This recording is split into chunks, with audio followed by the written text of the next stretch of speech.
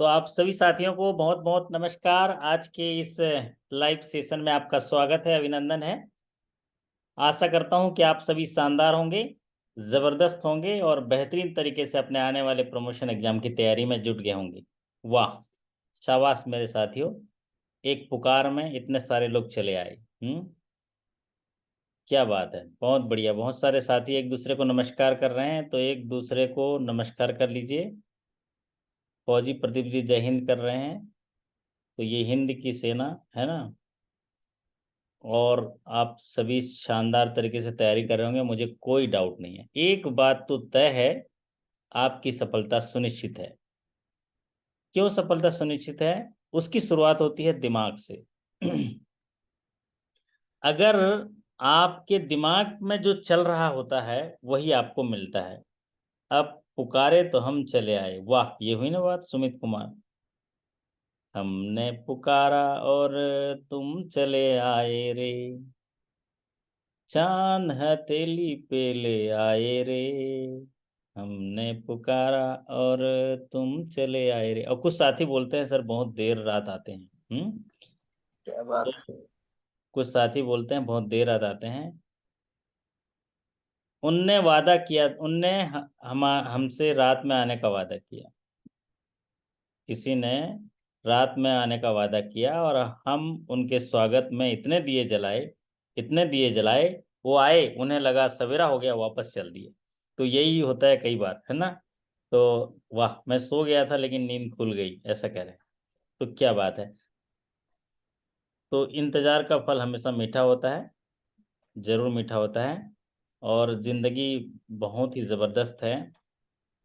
आपको जिंदगी जीना भी है, तमाम उत्तरदायित्व को निभाते हुए। बैंक में जो काम करते हैं उसको भी शानदार तरीके से करना है, घर में भी शानदार तरीके से करना है, दोस्तों के साथ भी शानदार रहना है, और एक प्रकृति के साथ जबरदस्त तालमेल भी आपको शानदार तरीके से बिठाना है। क्योंकि मैं इतना जानता हूँ, जीने के बहाने लाखों हैं, टणनन टणनन टणनन, जीना तुझको आया ही नहीं, टणनन टणनन टणनन, कोई भी तेरा हो सकता था, तूने उसे अपनाया नहीं। कहने का तात्पर्य है कि जीने के क्या बहाने बात है लाखों सर। हैं। जीने के बहाने लाखों हैं, जीना तुझको आया ही नहीं। कोई भी तेरा हो सकता था, आपने उसे अपनाया नहीं। पहले अपना लो, किसको? ब्रांच मैनेजर पद को, प्रमोशन के पद को अपना लो, फिर ये तो आपको होके रहेगा। तो जीवन में जिसको हमने अपनाया है वही हमें मिलता है। कहने का तात्पर्य यही था, गाने के माध्यम से। तो सभी साथियों को नमस्कार, एक बार स्वागत, अभिनंदन। आज मैं आपको एक ज़बरदस्त टूर कराऊंगा एसएसजीबी के। जो क्वेश्चंस अभी 13 मई 2023 को एग्जामिनेशन हुए थे, हमने 14 तारीख को एक सेशन किया था जिसमें 30 रिकॉल क्वेश्चन हमने डिस्कस किए थे, और बाकी बचे हुए 30 क्वेश्चन को आज यहाँ पर रिकॉल करेंगे। आदित्य कुमार विश्वकर्मा जी हैं, एकदम वाह, शानदार, एकदम स्मार्ट से लग रहे हैं। तो ये हुई ना बात। तो जीवन में हमेशा पहले शुरुआत अपने आप से होनी चाहिए। आप दूसरों को जैसा देखना चाहते हो वैसा बनिए, जैसी अपेक्षा आपको दूसरों के लिए है वैसा आपकी शुरुआत अपने आप से करिए। अपने आप को बेहतरीन बनाइए, दुनिया आपको बेहतरीन नजर आएगी। अपने आप बेहतरीन खाना खाइए, ऐसा लगेगा दुनिया में सब लोग जबरदस्त हैं। अपने जो ओहरा है, अपने आसपास जो चीज है ना, उसको इतना बेहतरीन बना दीजिए, आपको लगेगा कि मैं जहाँ भी जाता हूँ बहुत अच्छा है, शानदार है। तो मैं आप लोगों को सिखाते रहता हूँ, कुछ चीज़ें बताते रहता हूँ, पर्सनल चीज़ें भी साझा करते रहता हूँ। वो इसलिए क्योंकि आप अपने आसपास जो ओहरा है उसको ठीक कर लीजिए। दुनिया बहुत ज़बरदस्त है मेरे दोस्त। अपने आसपास को ठीक कर लेंगे ना तो आपको सारी चीज़ें मिलने भी लगती है। क्योंकि जीवन में वही चीज़ मिलता है जिस जो चीज़ आपके दिमाग में चल रहा होता है, या जो चीज़ आपके पास होता है वही चीज़ मिलते जाता है। तो जब तक आपके पास वो चीज़ नहीं है, उस चीज़ का एक ओहरा तैयार करिए, उस चीज़ का एक अफर्मेशन तैयार करिए, उस चीज़ का विजुलाइजेशन तैयार करिए। चीज़ें मिलने लगेंगी और उस पर अमल करते हुए आगे बढ़िए।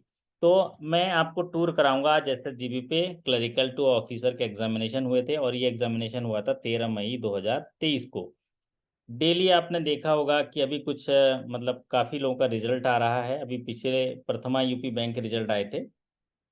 कोई कहता है कि दूसरा रैंक आ गया, कोई पहला रैंक आ गया।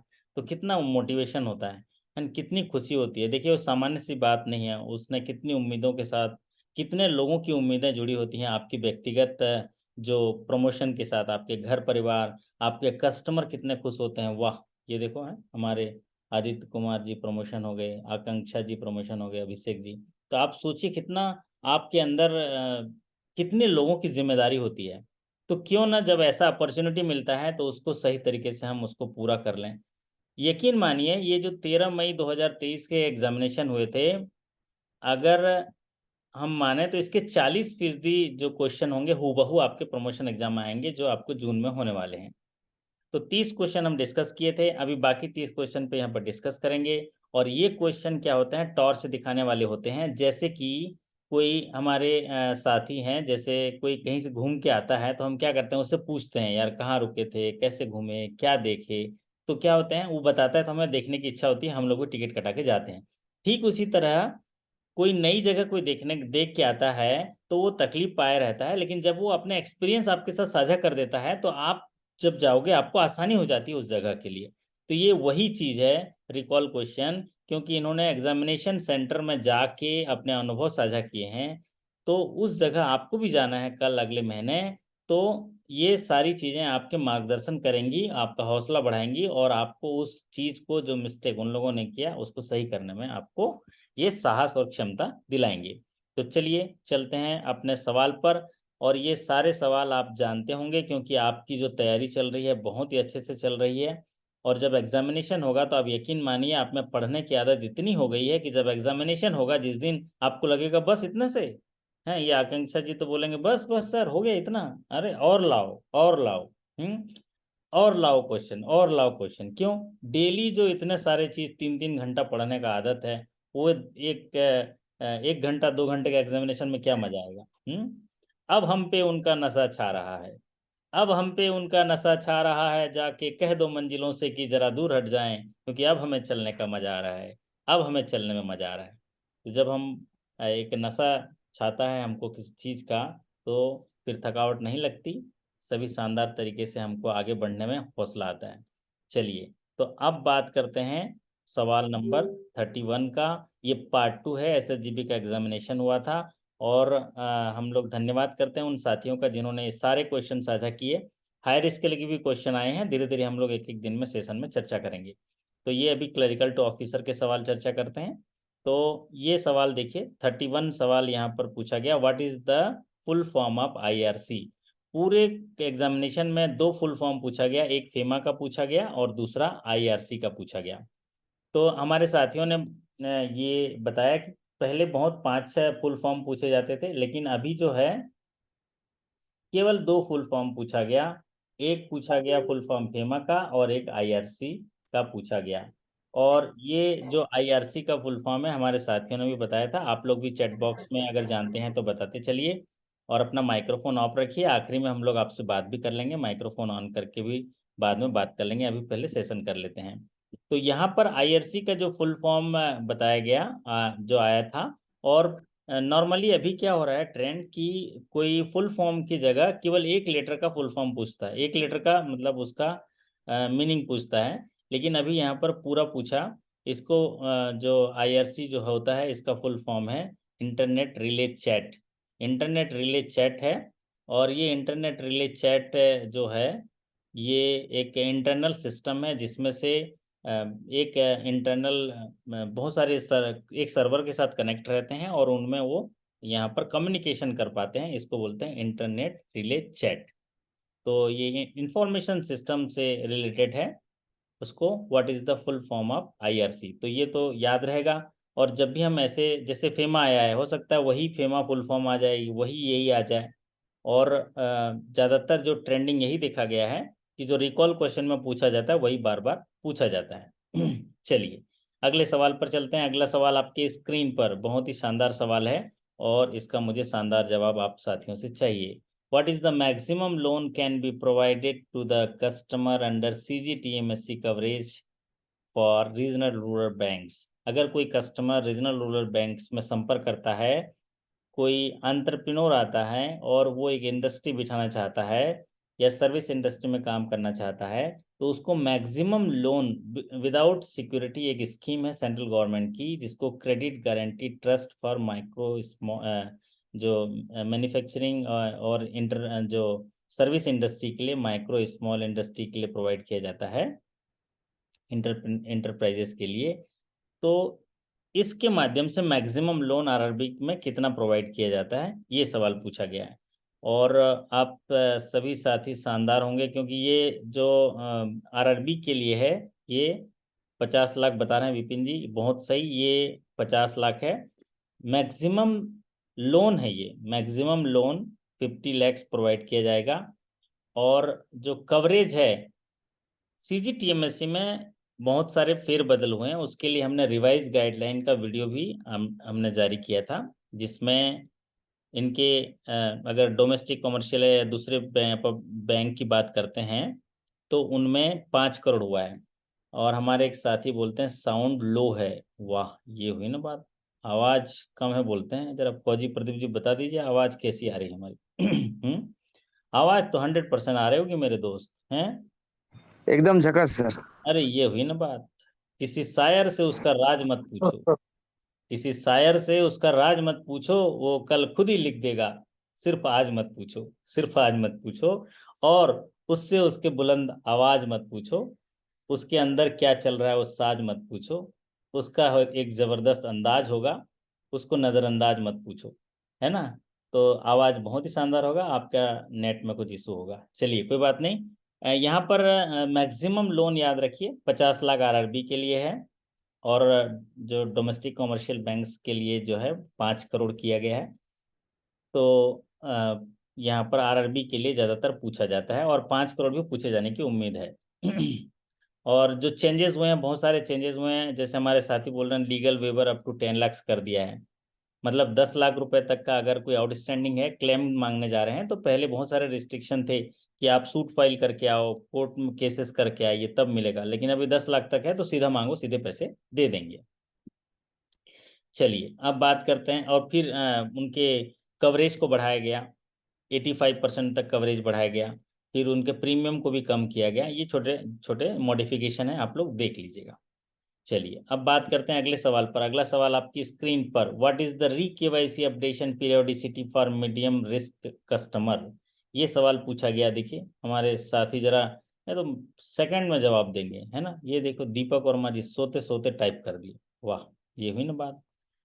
तो व्हाट इज द री KYC updation periodicity for medium risk customer, जब भी हम खाते खोलते हैं तो उनके रिस्क के लिए हम लोग क्या करते हैं, रिव्यू करते हैं कि वो ग्राहक जो है हमारे साथ जुड़ा हुआ है, हमने उसको स्वीकारा है ग्राहक के तौर पे, तो उसका इनकम क्राइटेरिया क्या है, उसका बैकग्राउंड क्या है, उसका बिजनेस क्या है, उसके पास आय के साधन क्या है, उसकी इनकम क्या है, उसके आधार पर उसका टाइप क्या है बिजनेस का, उसके आधार पर उसको high risk, medium risk, low risk में कैटेगराइज करते हैं।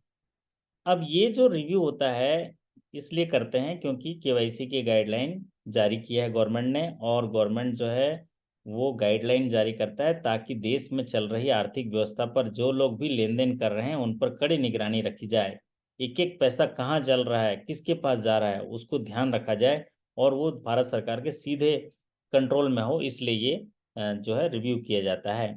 तो री KYC updation periodicity medium risk के लिए 8 साल होती है, जैसे कि हमारे विपिन जी ने बता दिया, 2 साल हाई रिस्क कस्टमर, 8 साल मीडियम रिस्क कस्टमर, और 10 साल जो है आपका लो रिस्क कस्टमर है। तो जो मीडियम रिस्क कस्टमर हैं वो उनके टाइप्स अगर देखेंगे मीडियम रिस्क कस्टमर में, तो जैसे कि आपका कंपनी के अकाउंट्स हैं, पार्टनरशिप के अकाउंट हैं, ये मीडियम रिस्क के कस्टमर हैं। तो आप मीडियम रिस्क के कस्टमर में जब उनकी केवाईसी करेंगे तो फिर आपको 8 साल का केवाईसी करना होगा। प्राइवेट लिमिटेड कंपनी हो चाहे पब्लिक लिमिटेड कंपनी हो, और ये सारे जो हैं टाइप्स ऑफ मीडियम रिस्क हैं। अब बात करते हैं अगले सवाल पर। अगला सवाल आपकी स्क्रीन पर, ये आप काफ़ी अभी मीडिया में भी सुने होंगे, जब ये अडानी का मैटर आया था तो सेल कंपनी, सेल बैंक्स, ये वहाँ सेल कंपनी की बात आती है, सेल कंपनी में पैसा गया, सेल कंपनी में पैसा गया। यहाँ पर वैसा ही टर्म से पूछा जा रहा है कि what is the shell banks, shell banks क्या होते हैं। और ये 2-3 बार पूछ लिया गया अभी, तो आप लोग सीधे जब सेल बैंक से रिलेटेड होगा तो ऐसा बैंक जिसका कोई फिजिकल एग्जिस्टेंस नहीं है कहीं भी, लेकिन फिर भी ये फाइनेंशियल इंस्टीट्यूशन जैसे काम कर रहा है, उनको सेल बैंक्स कहते हैं। तो a shell bank is a financial institution that does not have a physical presence in country, in any country, लेकिन वो फाइनेंशियल सर्विसेज का काम करता है। एक फाइनेंशियल इंस्टीट्यूशन क्या करता है, फाइनेंस से रिलेटेड काम करता है, लेकिन सेल बैंक उसे कहा जाता है जिसका कोई फिजिकल प्रेजेंस किसी भी कंट्री में नहीं है, no physical presence, shell bank. तो बहुत बढ़िया, इसको तो आप सही कर ही लेंगे। क्यों? क्योंकि इतने बार आप सुन रहे हैं। ये जो सेशन है, ये सेशन में जब आप सुनते हैं तो आप यकीन मानिए, भले ही आप देख रहे हों अभी और सुन रहे हों, लेकिन आपकी श्रवण शक्ति एक जबरदस्त काम करती है। श्रवण शक्ति जितनी भी चीजें आप सुनते हैं, देखते हैं, वो मस्तिष्क के अंदर ले जाके स्टोर रखता है, और जब भी उसको मौका आता है उस चीज का उपयोग करने के लिए, तो वहां से वो इस्तेमाल करता है और उसको सही करता है। इसलिए हमेशा देखते सुनते रहना चाहिए, चीजों को एक्सेप्ट करते रहना चाहिए। अगला सवाल आपकी स्क्रीन पर, what is the provision on standard loan of commercial real estate. अगर कॉमर्शियल रियल एस्टेट को लोन दिया गया है और वो स्टैंडर्ड लोन है, तो एज पर आईआरएक नॉर्म्स जो प्रोविजन है कितना किया जाएगा। क्योंकि प्रोविजन जो होते हैं सारे एसेट्स में किया जाता है, चाहे वो स्टैंडर्ड एसेट्स हो, डाउटफुल हो, सब स्टैंडर्ड हो, लॉस हो। तो स्टैंडर्ड एसेट में जो प्रोविजन होता है वो नॉर्मली 0.40% होता है स्टैंडर्ड एसेट में, लेकिन एग्रीकल्चर और एसएमई में 0.25 होता है, और कॉमर्शियल रियल एस्टेट में 1% होता है। कितना होता है कॉमर्शियल रियल एस्टेट में? 1% होता है। तो यहाँ पर सही उत्तर होगा 1%। सर इसका 0.5% होगा सर, हमारे सर्कुलर में 0.5% है। आप 1% में सही लगाइएगा अगर वहां पर एग्जामिनेशन में आएगा तो, क्योंकि ये आईबीपीएस तय किया है और आईबीपीएस आरबीआई के गाइडलाइन के हिसाब से करता है। आपको 0.5% इसलिए किया जाता है क्योंकि आपके पास पूंजी की थोड़ी सी कमी होती है ना आरआरबी में, है ना।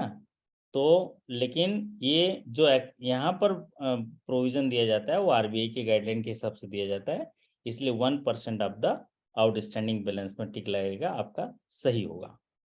क्योंकि आप देखे होंगे आपका प्रोविजनिंग नॉर्म्स जो है वो कम कम होता है, जो आरबीआई के गाइडलाइन से कम होता है, क्योंकि आप खुद ही जानते हैं आपके पास कैपिटल का इशू होता है इसी वजह से। लेकिन जब भी प्रमोशन एग्जाम में पूछे जाएं, अगर यहाँ पर दिया रहेगा कि what is the provision for standard loan commercial real estate for Baroda UP bank, या आपका पर्टिकुलर नाम लिया रहेगा, तब आप करिएगा। अदरवाइज यहाँ जो स्क्रीन पर चल रहा है उसका करिए, क्योंकि सवाल तो ऐसे ही पूछा गया था जिसका उत्तर 1% है। चलिए अगला सवाल आपकी स्क्रीन पर, announcement notice to inform the customer regarding the closure of bank branch. अगर किसी एरिया में आप अपनी बैंक की शाखा बंद करना चाह रहे हैं तो प्रियर नोटिस कितने दिन का दिया जाएगा? हैं 2 साल का? हमारे पवन जी तो बड़ा गजब के हैं एकदम, एक तो नाम ही पवन है उनका, तो उनका तो द्रुत गति से इंफॉर्मेशन दे देंगे, लेकिन यहाँ पर गलती से टाइप हो गया वो उनका। तो ये जरा बीसीएसबीआई के गाइडलाइन और जो कस्टमर कमेटी के जो गाइडलाइंस होते हैं उनके आधार पर है। किसी बैंक की शाखा अगर हम क्लोज कर रहे हैं तो देखिए, हमारे एक साथी ने अच्छा बताया, कंक्षा जी ने और रविंद्र जी ने भी, ये बहुत सारे सेशन हमारे अटेंड किए होंगे, तो उनको बिल्कुल अभी उनका मेमोरी एकदम क्लियर है कि अगर उस इलाके में कोई बैंक की ब्रांचेस अगर हैं, दूसरे बैंक की ब्रांचेस हैं, तो 30 दिन में। लेकिन अगर उस इलाके में कोई भी बैंक की ब्रांचेस नहीं है तो 60 दिन का प्रियर नोटिस देना है। ये बात क्लियर है। लेकिन यहाँ पर जो क्वेश्चन पूछा गया था वो 30 डेज प्रियर नोटिस वाला क्वेश्चन पूछा गया था। उसमें क्योंकि ऐसा नहीं था कि बैंक की ब्रांचेस हैं कि बैंक की ब्रांचेस नहीं हैं, तो ऐसे कंडीशन में 30 डेज कर लीजिएगा। लेकिन अगर क्वेश्चन स्पेसिफिक होगा कि अनाउंसमेंट कितने दिन में नोटिस देना है, कि अगर वहाँ पर बैंक की ब्रांचेस नहीं हैं, तो 60 डेज लिखिएगा। बैंक की ब्रांचेज हैं तो कितने दिन, तो 30 होगा। अदरवाइज यहाँ पर नॉर्मल क्वेश्चन पूछा जाए तो 30 डेज प्रियर नोटिस। जेआईबी में हो सकता है कि उसके 5 ऑप्शन में से इस तरह का ऑप्शन हो, तब आप सही जगह टिक करेंगे, बट प्रमोशन एग्जाम में क्लियर कट सवाल पूछे जाते हैं। चलिए, सुजीत कुमार जी भी जुड़े हुए हैं। सुजीत जी, ये सारे सवाल आपके प्रमोशन एग्जाम में आ जाएंगे, हैं? मजा आएगा कि नहीं, अब बताओ। सर नमस्ते सर। नमस्ते जी, आपका सर एग्जामिनेशन इसमें कब है? कंफ्यूजन है। सर टेंटेटिव डेट 11 जून दिया है। नॉर्मली 60 डे होगा ना सर, वो बैंक अगर नहीं बैंक नहीं, है वहां पे, तब बैंक अगर अदर है तब ना 30 डेज होगा। बैंक तो नॉर्मल बैंक केस में तो 60 होना चाहिए, बैंक अगर बैंक है वहां पर तब तो 30 होगा। 30 डेज, और बैंक नहीं है तो 60 डेज। अगर कोई बैंक ब्रांच नहीं है उस इलाके में तो 60 डेज। लेकिन नॉर्मली नॉर्मली उसमें देखेंगे पॉलिसी में तो 30 डेज दिया है। क्या दिया है? 30 डेज दिया है। क्यों बताओ, हम लोग फाइनेंशियल इंक्लूजन के दौर पर हैं, सभी जगह जगह जगह तो बैंक के ब्रांचेस खुले हुए हैं ना, तो इसलिए मोस्ट प्रोबेबल जो ये रहता है ना, इसलिए वहां पर पॉलिसी में भी 30 डेज दिया है। हाँ ओके जी, सर। सुजीत जी कोई सवाल पूछ रहे थे आप मेरे साथी। तो आपका एग्जामिनेशन कब है सुजीत जी? सर टेंटेटिव डेट 11 जून दिए हैं सर, फाइनल डेट नहीं दिए हैं। अच्छा, तो ये अभी जितने सारे सेशन चल रहे हैं आपके इंटरनल छोड़ के, क्योंकि आपके इंटरनल में अभी ज़्यादा साथी नहीं है तो उतना हम लोग तैयारी नहीं कर पाए हैं, लेकिन आप जो जो हम लोग पढ़ाते हैं उन पर ध्यान देके अपना इंटरनल सेशन तैयार कर लीजिएगा, ठीक है? ठीक है, ठीक है क्योंकि सर, ठीक बैंक के 2 या 3 ही साथी हमारे साथ जुड़े हैं, है ना?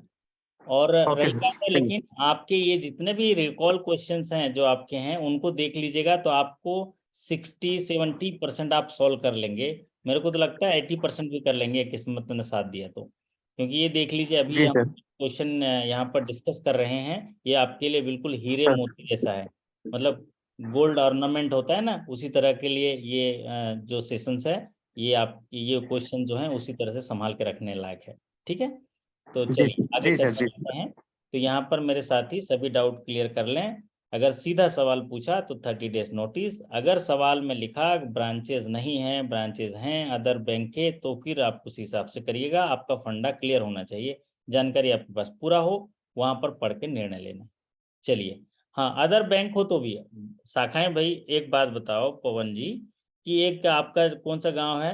धने गांव। धने गांव में आपका बैंक ऑफ बड़ौदा, आपका यूपी बैंक है, तो वहां पर तो और आपकी 2 शाखाएं नहीं होंगी, हो सकता है आरएमजीबी की शाखा होगी या तो कोई सा कैनरा बैंक की शाखा होगी। तो बात वही कहता है, कोई भी बैंक ब्रांच दूसरे बैंक ब्रांच की शाखा है तो 30 डेज, ब्रांच की नहीं है तो 60 डेज, ये फंडामेंटल है। बट क्वेश्चन ऐसा सीधा रहेगा तो 30 डेज। चलिए अगला सवाल आपकी स्क्रीन पर, within how many days complaint received at branches should be redressed. कितने दिनों में, सब बैंक की अलग अलग पॉलिसीज होती है, तो कस्टमर ग्रीवेंसेस रिडेशल मैकेनिज्म के तहत आपकी जो इंटरनल ग्रीवेंसेस रिडेशल है, उसमें कितने दिनों में आपके कंप्लेंट अगर प्राप्त होते हैं शाखा में तो रिजॉल्व हो जाने चाहिए। तो अभी पिछले साल 22-23 में बहुत सारे बैंकों ने ये कस्टमर ग्रीवेंसेस पॉलिसी इसको रिवाइज किया है, क्योंकि आरबीआई का जो नया इंटीग्रेटेड ओम्बुड्समैन स्कीम आया 15 दिन वाला, तो उसलिए उन्होंने 15 दिन रखा, अदरवाइज पहले 30 डेज भी था। तो अलग अलग बैंकों का अलग अलग होता है। यहाँ पर जो है 15 डेज के अंदर रिजॉल्व हो जाना चाहिए। और अगर मान लीजिए आपका बैंक का है तो आप पॉलिसी जो है हम पढ़ाएंगे, या आपका शायद तो पॉलिसी में हम लोग पढ़ा चुके हैं, उसमें देख लीजिएगा। तो कितने दिनों में रिजॉल्व हो जाने चाहिए? 15 दिनों में रिड्रेस हो जाने चाहिए। दूसरा एक पॉपुलर सीरीज का सवाल जो है, एक पूछता है कि अगर कोई ग्राहक शाखा में शिकायत करता है तो शिकायत को कितने दिनों में एक्नॉलेज करना है, कितने दिनों में उसकी पावती देनी है? कोई साथी जरा, होनहार साथी जरा बता दीजिए हमारे साथियों को, कि अगर कोई ग्राहक जो है आपके शाखा में आता है और कोई भी इशू रेज करता है, कोई शिकायत करता है आपके पास, तो उसको कितने दिनों में एक्नॉलेज करना है, पावती देनी है? तो ये जो है बहुत सारे साथी सही बता रहे हैं। 3 days सर। प्रियंका जी हैं, हाँ बढ़िया है। कौन साथी बोला? तो 3 डेज में है। ये अभी लगातार पूछा गया है, तो आप लोग इसको याद रखिए कि एक्नॉलेज करना है 3 डेज में, बाकी जो रिड्रेस करना है वो अभी 15 डेज है। आपके बैंक का जो पॉलिसी है उसके हिसाब से देख लीजिएगा। बड़ौदा यूपी बैंक में कितने दिन का है? कोई जरा चैट बॉक्स में टाइप करके बता दीजिए। 15 दिन है सर, 15 दिन। 15 दिन है, क्योंकि मैं इतने सारे बैंकों का पढ़ाता हूँ ना, तो मेमोरी में नहीं रह पाता है। सारे बैंकों का अलग अलग होता है, किसी में 2 दिन होता है, किसी में 7 दिन होता है, किसी में 15 दिन होता है, किसी में 21 दिन भी है, कई कई शाखाओं में, कई किसी में 30 दिन होता है। चलिए, तो with in how many days ये बैंक का था अपना जो SHGB का, सर्व हरियाणा ग्रामीण बैंक का, तो ये हो जाएगा 15 डेज। चलिए अब बात करते हैं अगले सवाल पर। अगला सवाल पूछा गया, what is the section 269T of income tax act. ये साथी हमारे जो ना उन्होंने टूटा फूटे भाषा में भेजा है, लेकिन हो सकता है ये उससे जुड़ा हुआ है। जो किसी भी इंस्ट्रूमेंट का जो पेमेंट है 20,000 रुपए का है, तो उसको कैश में नहीं करना है। ये वाला सर्कुलर है, कैश ट्रांजेक्शन से जुड़ा हुआ। इसमें कि पूछा था सर, कैश ट्रांजेक्शन था ऑप्शन में ना, कैश ट्रांजेक्शन के लिए था ये। अच्छा, कैश ट्रांजेक्शन के लिए था। और एक 20,000 वाला भी था। हाँ, दो दो सवाल आए थे, है ना।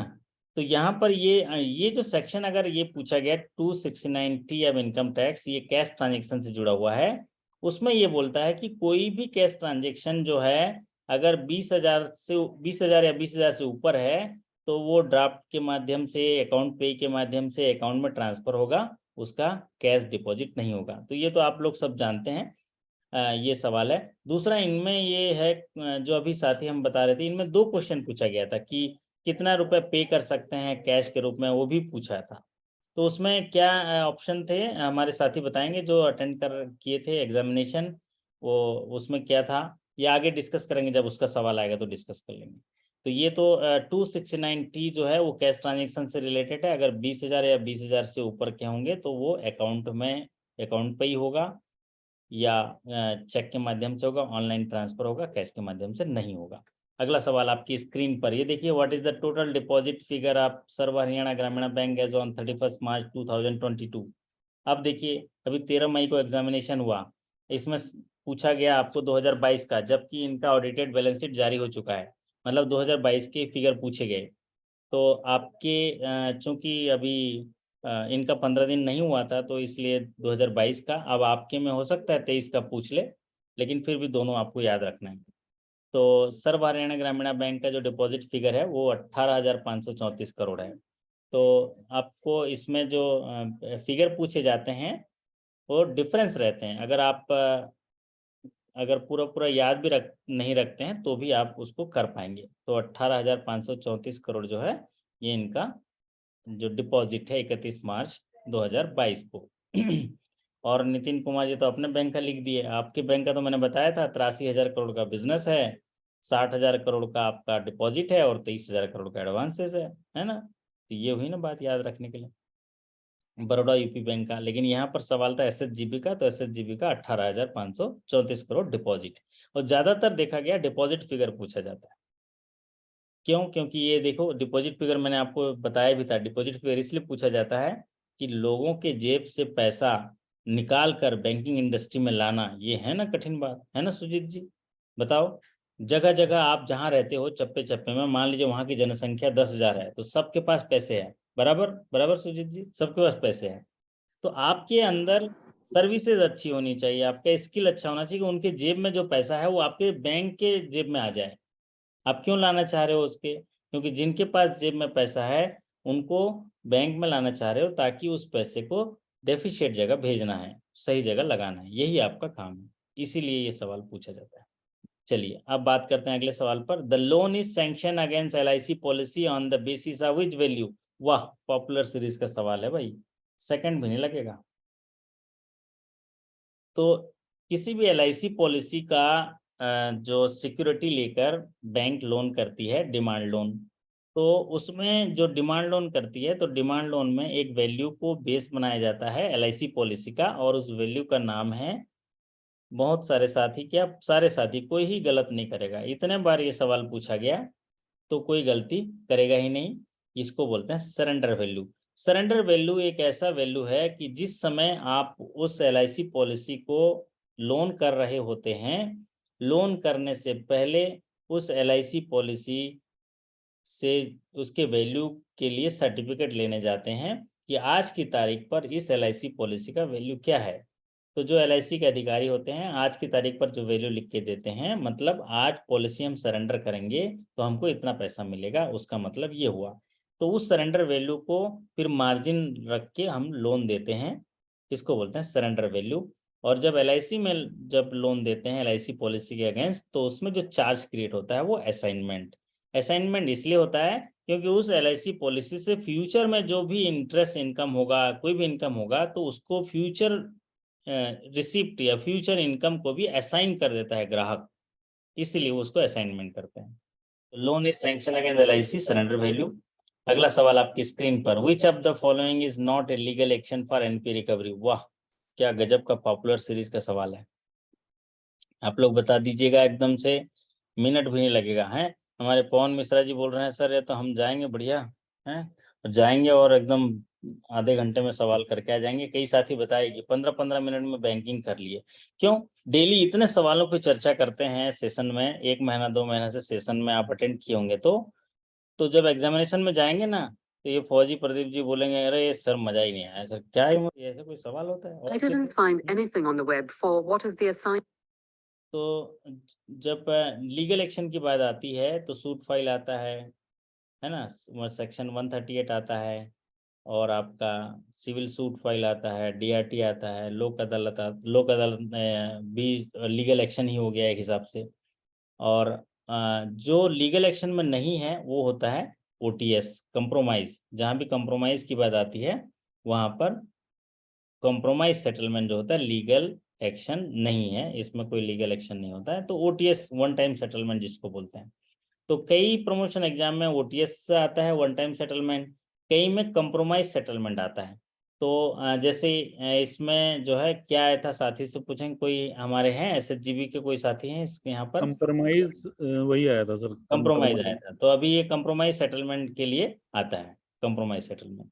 और 1-2 बार आया है वन टाइम सेटलमेंट, लेकिन वन टाइम सेटलमेंट एक्चुअल में ये इसमें कंप्रोमाइज कहीं नहीं दिखता है, तो कंप्रोमाइज सेटलमेंट ही आता है, समझौता का वर्ड इसमें आना चाहिए। चलिए अगला सवाल आपकी स्क्रीन पर, under CSIS scheme for education loan the interest is to be waived up how much. मतलब इसमें बोल रहा है कि central sector interest subsidy scheme के तहत जो एजुकेशन लोन दिए जाते हैं उनमें इंटरेस्ट को माफ किया जाता है। कौन से इंटरेस्ट को माफ किया जाता है, ये सवाल था ये आपका एजुकेशन लोन से जुड़े हुए। तो आप लोग जरा टाइप करके बता दीजिए इस सवाल का आंसर क्या होगा। सब अमाउंट में लिख रहे हैं, अमाउंट में नहीं होता है एक्चुअल में। ये बोल रहा है कि जो मोरेटोरियम पीरियड का इंटायर इंटरेस्ट है उसको माफ कर दिया जाता है अगर वो ग्राहक जो है, अगर वही बच्चा जो है एजुकेशन लोन लेता है, और अगर वो सेंट्रल सेक्टर इंटरेस्ट सब्सिडी योजना के हितग्राही है, उसकी योग्यता है। तो इसकी योग्यता के लिए क्या है, अगर उसका पेरेंट का इनकम जो है 4.5 लाख से ज़्यादा नहीं है तो वो इंटरेस्ट सब्सिडी स्कीम्स का उसमें इंटरेस्ट सब्सिडी मिलता है, और इंटायर मोरेटोरियम पीरियड का जो इंटरेस्ट है वो वेव हो जाता है। यही सवाल था आपका। अगला सवाल आपकी स्क्रीन पर लेते हैं, who is the nodal agency of PMEGP loan implementation. तो प्रधानमंत्री एम्प्लॉयमेंट जनरेशन प्रोग्राम इतना पॉपुलर सीरीज का ये क्वेश्चन है कि सभी एग्जामिनेशन में यही सवाल पूछता है, कौन चलाता है भैया, कौन चलाता है। इसलिए हमारे चप्पे चप्पे में जो हमारे साथी हैं ना, वो जान लें कि ये PMEGP कौन चलाता है ना। मुझे लगता है कि क्वेश्चन बनाने वाले में जो ना KYC के भी कोई परिवार के सदस्य होंगे लग रहा है ना, क्वेश्चन बनाने वाले में। क्योंकि ये सवाल तो एकदम हमेशा जो है, जैसे सिफारिश वाला सवाल होता है ना, स्पेशल रिकमेंडेशन वाला सवाल है कि prime minister employment generation programme, जिसके तहत जो पहला लोन दिया जाता है मैन्युफैक्चरिंग के लिए 50 लाख और सर्विस इंडस्ट्री के लिए 20 लाख, और फिर उसके बाद मॉडर्नाइजेशन करना है उस यूनिट को, तो मैन्युफैक्चरिंग के लिए 1 करोड़ और सर्विस इंडस्ट्री के लिए 25 लाख। तो ये नोडल एजेंसी होता है KVIC। क्या होता है? Khadi village industry commission. ये नोडल एजेंसी है जो उनका जो कस्टमर हैं, जो भी एंटरप्रेन्योर हैं, उनको इम्प्लीमेंट कराते हैं, उनको सब्सिडी दिलाते हैं, उनको ट्रेनिंग दिलाते हैं, उनके प्रपोजल को ब्रांच में भेजते हैं और उनको सस्टेनेबल जो कैपिटल सब्सिडी है प्रोवाइड कराते हैं। तो यहाँ पर KVIC है। अगला सवाल आपकी स्क्रीन पर, statutory liquidity ratio SLR is defined under which act? आप बताइए, है ना। बैंकों को जो भी डिपॉजिट होता है उसका कुछ हिस्सा CRR के रूप में रखना होता है, कुछ हिस्सा जो है SLR के रूप में रखना होता है। ये दोनों जो CRR और SLR होते हैं ये रिजर्व रेशियो होते हैं। CRR जो है कैश के रूप में बैंक के पास रखना पड़ता है जिस पर कोई ब्याज नहीं मिलता, तो वो एक रिजर्व रेशियो है। और दूसरा रिजर्व रेशियो है SLR। CRR का जो कोई भी लोअर लिमिट अपर लिमिट नहीं है, SLR का कोई लोअर लिमिट नहीं है लेकिन अपर लिमिट 40% है। अभी जो SLR की व्याख्या जो है कौन से सेक्शन में की गई है, तो SLR की व्याख्या जो की गई है under section 24 of banking regulation act 1949। तो SLR की व्याख्या 24 सेक्शन में की गई है जो बैंकिंग रेगुलेशन एक्ट 1949 में है, और CRR की जो व्याख्या की गई है वो की गई है 42A ऑफ RBI एक्ट। तो ये देखिए क्या तालमेल है, ये 24 42। अब ऐसे में कैसे कन्फ्यूजन नहीं होगा हम लोग ये ज़्यादातर ये ऐसे वकील तो है नहीं कि हमको ये धारा याद रहे, तो इसलिए सामान्य सी बात है कि हमें ये कन्फ्यूजन हो जाता है कि इसमें 24 कई साथी थोड़ा गलती कर देते हैं। तो वर्तमान में अगर हम रिजर्व रेशियो देखेंगे, जो मैं SLR और CRR की बात कर रहा था, तो अभी ये इसलिए हमको ज़्यादा ध्यान देना पड़ता है SLR CRR पे क्योंकि ये बाई मंथली मॉनेटरी कमेटी की बैठक होती है। बाई मंथली मॉनेटरी कमेटी की बैठक में इसको जो है रिव्यू किया जाता है और वोटिंग की जाती है, फिर उसके बाद इसका रेट डिसाइड किया जाता है। तो सर इसको ऐसे याद रखे हैं, हाँ, CRR RBI के पास रहता है इसलिए RBI एक्ट में आएगा, और SLR बैंक के पास रहता है इसलिए बैंक VR एक्ट में आएगा।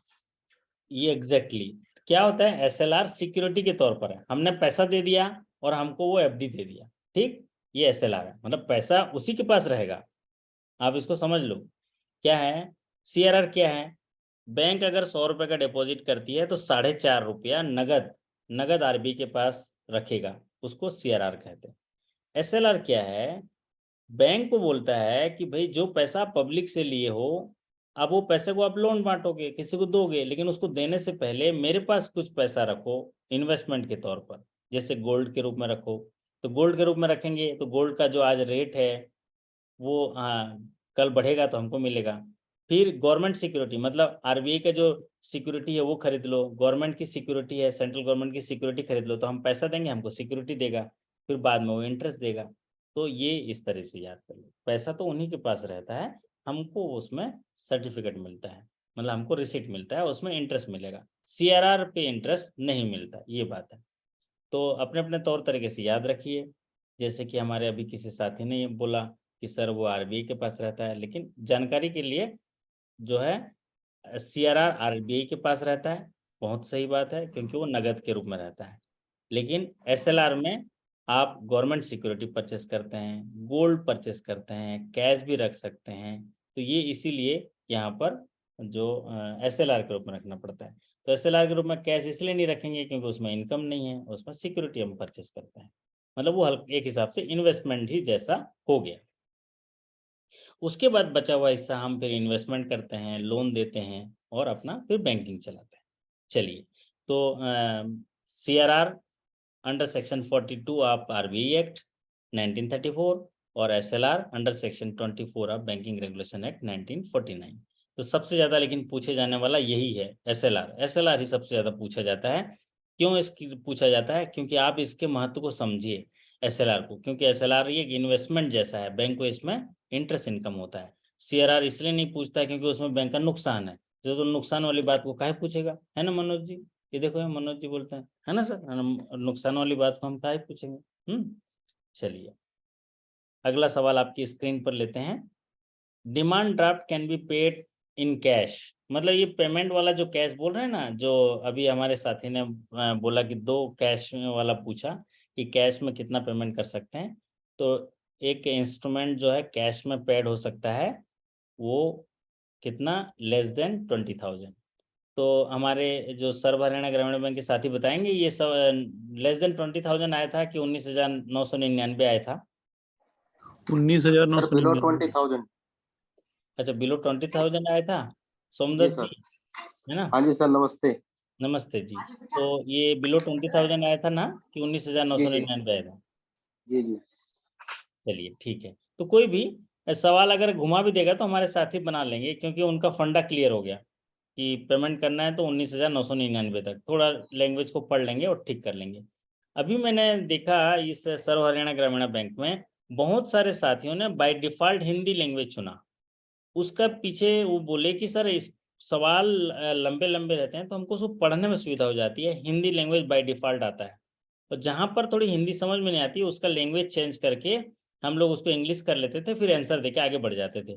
तो उन्होंने ये बताया कि केवल 10% क्वेश्चन में हमको लैंग्वेज चेंज करना पड़ा इंग्लिश, अदरवाइज जो बाकी क्वेश्चन है वो हिंदी में ही पूरा पूरा समझ में आया। और यहाँ पर जब स्क्रीन पर मैं आपसे डिस्कस करता हूँ तो चूंकि मैं हिंदी में इतना अच्छे से समझा देता हूँ तो आपका फंडा एकदम क्लियर हो जाता है, तो आप सवाल का आंसर जो है, सवाल का उत्तर जो है बहुत फास्ट तरीके से दे देते हैं। लेकिन वहां पर जो है आप ही को सवाल पढ़ना होगा, समझना होगा, इसीलिए आप पर जिसमें कंफर्टेबल है आप देख लीजिएगा। नीचे सर आपके फेस से ही नहीं दिखता, क्या बोल रहे हैं? क्या बोल सब रहे कुछ ठीक है सर, ओके है।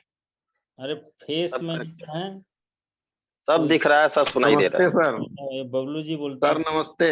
नमस्ते। सर तो एक जो वो आ जा रहा है चैट उट वाला तो ढक जा रहा है आपका फेस। क्या चेक आ जा रहा है? चैट वाला आ जा रहा है पार्टिसिपेंट सबका अच्छा, मोबाइल में, ऊपर हो जाइए ना सर। तो चैट को गायब कर दीजिए, चैट को आप ना ऐसा कर लीजिए ना, वो कर दीजिए, है ना? मोबाइल को सीधा कर लीजिए तो सही आएगा। सीधा कर दीजिए, है ना? इसके लिए छोटा हो जा रहा है। ना मैं किसी तो को क्या दिक्कत है? अच्छा ठीक। हम्म। अब देखें भी तो क्या देखें तुम्हारे सिवाय, वो हमें देखना चाह रहा है इसलिए चैट बॉक्स को हटा दो, हैं? चलिए बहुत बढ़िया। अब बात करते हैं अगले सवाल पर। अगला सवाल है, if a third party takes security to repay the loan taken by borrower in case of default, it is called in banking. अगर कोई तीसरा व्यक्ति बैंक में आता है और ये सियोरिटी देता है कि आप उधार ग्रहीता को लोन दे दीजिए, अगर उधार ग्रहीता लोन नहीं पटाता है उस स्थिति में मैं इसकी भरपाई कर दूंगा, मैं वचन देता हूँ। इस जो पद्धति को या इस चीज को क्या कहते हैं, ये बात कही गई है। ये भी पॉपुलर सीरीज का सवाल है। तो आप ये देखिए कि यहाँ पर जो है कोई थर्ड पर्सन जो है ये सियोरिटी देता है कि अगर बोरोवर डिफॉल्ट कर गया तो उसको मैं पे कर दूंगा। मैनेजर साहब आप चिंता मत करिए। तो यहाँ बोलते हैं गारंटी।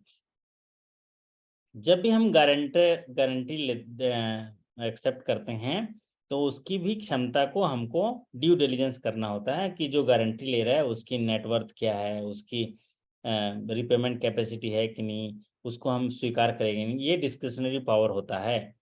और जब बोरोवर डिफॉल्ट करता है तो उसको नोटिस देना होता है, बराबर नोटिस देने के बाद आप उससे वसूली मांग सकते हैं। और जब गारंटर पैसा देता है बैंक को तो बैंक के पास जो वसूली करने का अधिकार होता है वो ट्रांसफर हो जाता है उस गारंटर को, जिसको बोलते हैं राइट ऑफ सब्रोगेशन। क्या बोलते हैं उसको? Right of subrogation. अगला सवाल आपकी स्क्रीन पर देखिए, what is insured instrument? What is insured instrument, ये सवाल आया था, ये भी पॉपुलर सीरीज का सवाल है। एक ऐसा इंस्ट्रूमेंट जो अपूर्ण हो, जो पूरी तरह से कंप्लीट ना हो, उसको बोलते हैं इंश्योर्ड इंस्ट्रूमेंट। अपूर्ण, हाँ ये देखिए हमारे प्रभाकर जी ने under section 20 of negotiable instrument act 1881 में इसकी व्याख्या की गई है। तो नेगोशिएबल इंस्ट्रूमेंट एक्ट के अंडर सेक्शन 20 में इसकी व्याख्या की गई है कि कोई भी अगर इंस्ट्रूमेंट पूरी तरह से भरा ना हो, अपूर्ण हो, उसको बोलते हैं इंश्योर्ड इंस्ट्रूमेंट। इसको इनकम्प्लीट इंस्ट्रूमेंट वाला ऑप्शन में टिक लगा दीजिएगा, आपका प्रमोशन कंप्लीट हो जाएगा या आपका रिटर्न एग्जाम कंप्लीट हो जाएगा।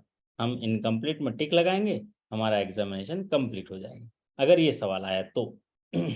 चलिए अगला सवाल आपकी स्क्रीन पर देखिए, if in case of unauthorised electronic transaction as per limited liability policy It should be reported to bank by the customer within how many days for claim of the suspicious transaction.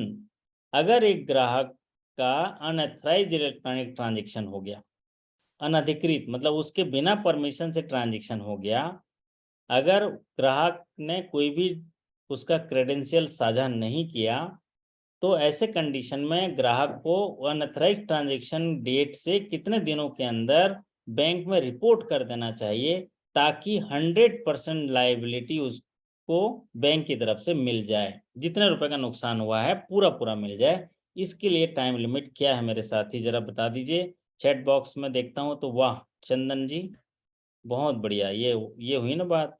आप लोग इतनी जानकारी से एकदम भरे हुए हैं, तो ये जानकारी जो है ग्राहक को भी बताइएगा कि अगर उनके साथ ऐसी कोई हादसा हो जाता है अनऑथराइज्ड इलेक्ट्रॉनिक ट्रांजैक्शन, तो ये 3 दिनों के अंदर बैंक में रिपोर्ट हो जाना चाहिए। और जैसे ही ऐसे आते हैं तो आपने प्रथम दृष्टया उसका ना इन्वेस्टिगेशन कर लीजिएगा। उसी समय ना इन्वेस्टिगेशन क्या होता है, सुजीत जी के पास कोई आया, कस्टमर बोला सर मेरा 1 लाख रुपए यूपीआई से डेबिट हो गया, तो ये क्या करेंगे, तुरंत इन्वेस्टिगेशन कर लेंगे, उससे पूछ लेंगे और उसी को लिख लेंगे क्या क्या वजह से था। उसके बाद उस खाते में ब्लॉक करेंगे। अगर 3 दिन के अंदर कर देता है तो उसकी 0 लायबिलिटी है कस्टमर की। 3 दिन से 7 दिन में करता है तो लिमिटेड लायबिलिटी है। अगर basic saving bank deposit account है तो कस्टमर की लायबिलिटी 5,000 तक है। अगर अदर अकाउंट्स है तो 10,000 है। अगर 25 लाख से ज़्यादा के कोई अकाउंट हैं तो उनमें 25,000 है। तो ये लिमिटेड लायबिलिटी पॉलिसी का मैंने वीडियो दिया था, आपने उसमें देखा होगा। तो यहाँ पर इसका आंसर होगा विदिन 3 डेज। अभी आरबीआई ने 22 जनवरी 2023 को सर्कुलर निकाला, उसमें ये कहा कि कोई भी अनऑथराइज्ड ट्रांजैक्शन, इलेक्ट्रॉनिक ट्रांजैक्शन का कंप्लेंट लेके आपके पास आता है, भले ही उसमें ग्राहक की गलती क्यों ना हो, लेकिन आप उसको रिपोर्ट करिए, उसको फ्रॉड रिपोर्टिंग करिए। तो आप लोग सभी जो हैं, आपके बैंक का एक सिस्टम होगा FRMC, fraud report management committee होगा, उनको आप रिपोर्ट करते हैं और वो कमेटी इन्वेस्टिगेशन करती है। आप भी रिकमेंड इन्वेस्टिगेशन करते हो कि इसमें ग्राहक की गलती है क्या। ग्राहक की अगर गलती है, उसने OTP साझा किया, अगर उसने मोबाइल पिन नंबर से सब चीज़ किया तो उसको क्लेम नहीं मिलेगा, लेकिन फ्रॉड रजिस्टर करना होगा। ये आरबीआई की गाइडलाइन है अभी 2023 का। पहले आरबीआई ने इसमें इसको फ्री किया था कि अगर कोई डिजिटल ट्रांजैक्शन ऐसे होते हैं जिसमें ग्राहक ने ही क्रेडेंशियल साझा किया है तो उसको फ्रॉड में दर्ज करने की ज़रूरत नहीं है। लेकिन अब आरबीआई ने क्लियर कर दिया कि सारे इलेक्ट्रॉनिक अनऑथराइज्ड ट्रांजैक्शन फ्रॉड में दर्ज किए जाएंगे। ये आप नोट कर लीजिए। तो इसमें जब फ्रॉड में दर्ज होते हैं तो हमारी लिटिगेशन पॉलिसी होती है, हमारे बैंक की कंपनसेशन पॉलिसी होती है, हमारे बैंक की लिमिटेड लायबिलिटी पॉलिसी होती है। अगर ग्राहक की गलती है, ग्राहक ने नेग्लिजेंस किया, ग्राहक ने किसी थर्ड पार्टी पे भरोसा करके, फ्रॉडस्टर पे ट्रस्ट करके उसके लिंक को साझा करके उसको क्लिक किया, तो ग्राहक का नेग्लिजेंस हुआ।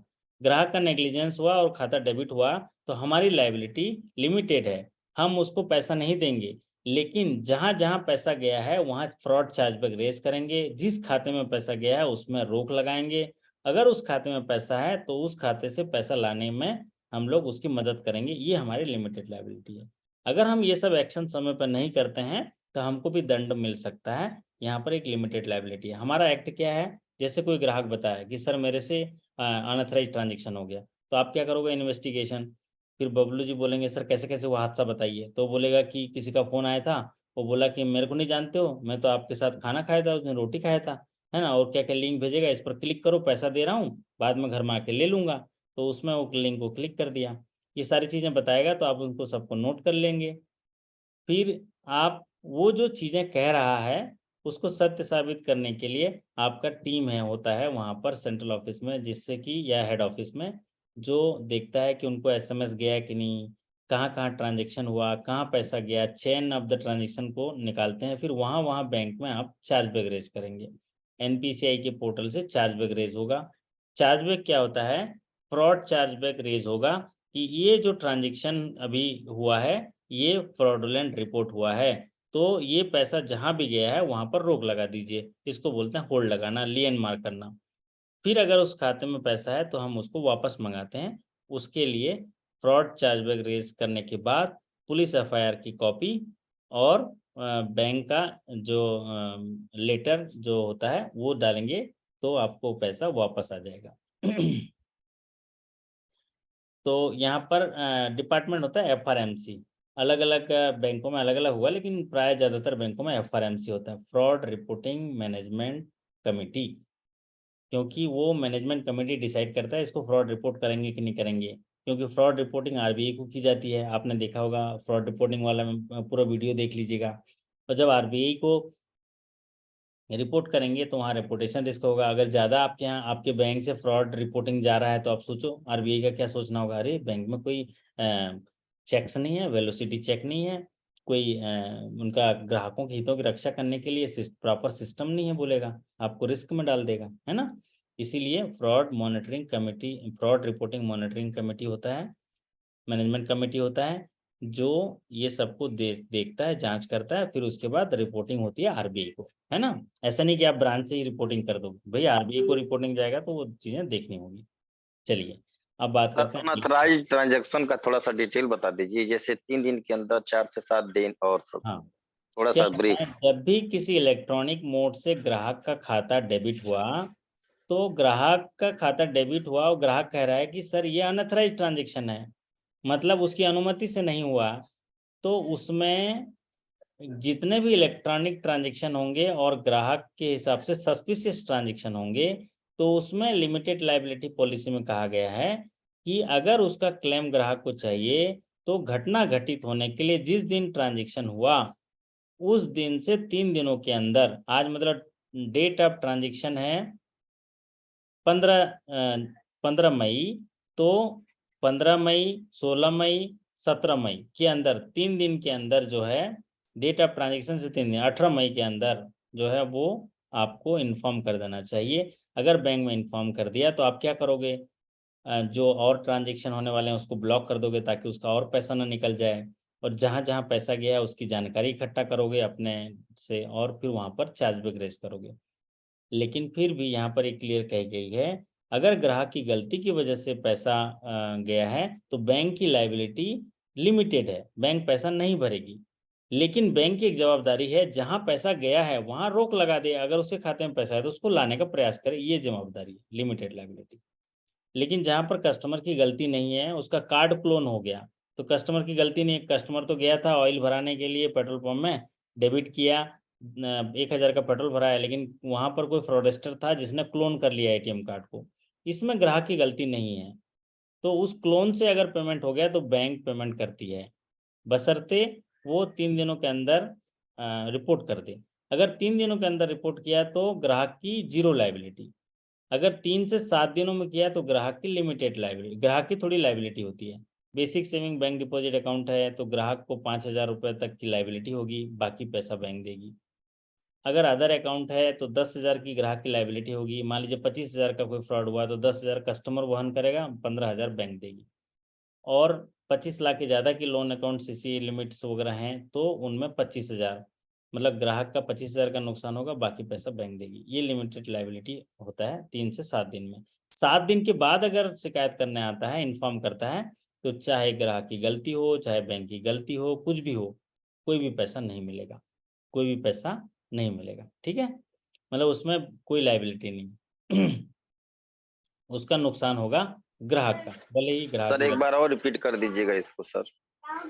कर देंगे, मैं एक वीडियो दे दूंगा, शायद मेरे ख्याल से पवन मिश्रा जी वीडियो नहीं देखे हैं, आप वीडियो देख लीजिएगा, बहुत अच्छे से क्लियर हो जाएगा। आधे घंटे का वीडियो है, मैं साझा कर दूंगा इसमें, बहुत ही उसमें आपको पीछे क्लियरिटी के साथ दिख जाएगा, ठीक है।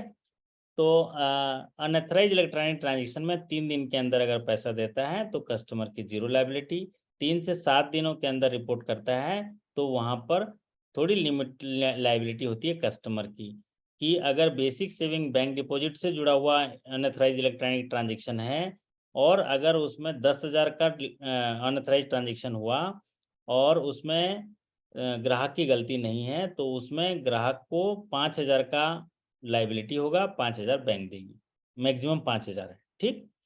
और अगर 3 से 7 दिन में शिकायत करता है और किसी current account, saving account, normal account में कोई लेन देन करता है तो वहाँ पर 10,000 कस्टमर की लायबिलिटी है।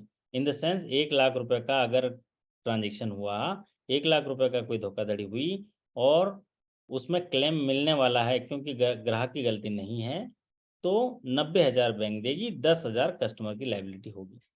अगर 25 लाख से ऊपर के अगर अकाउंट्स हैं, सीसी लिमिट वगैरह है और उसमें ग्राहक की लायबिलिटी 25,000, बाकी पैसा बैंक देगी। और बैंक कहाँ से देती है?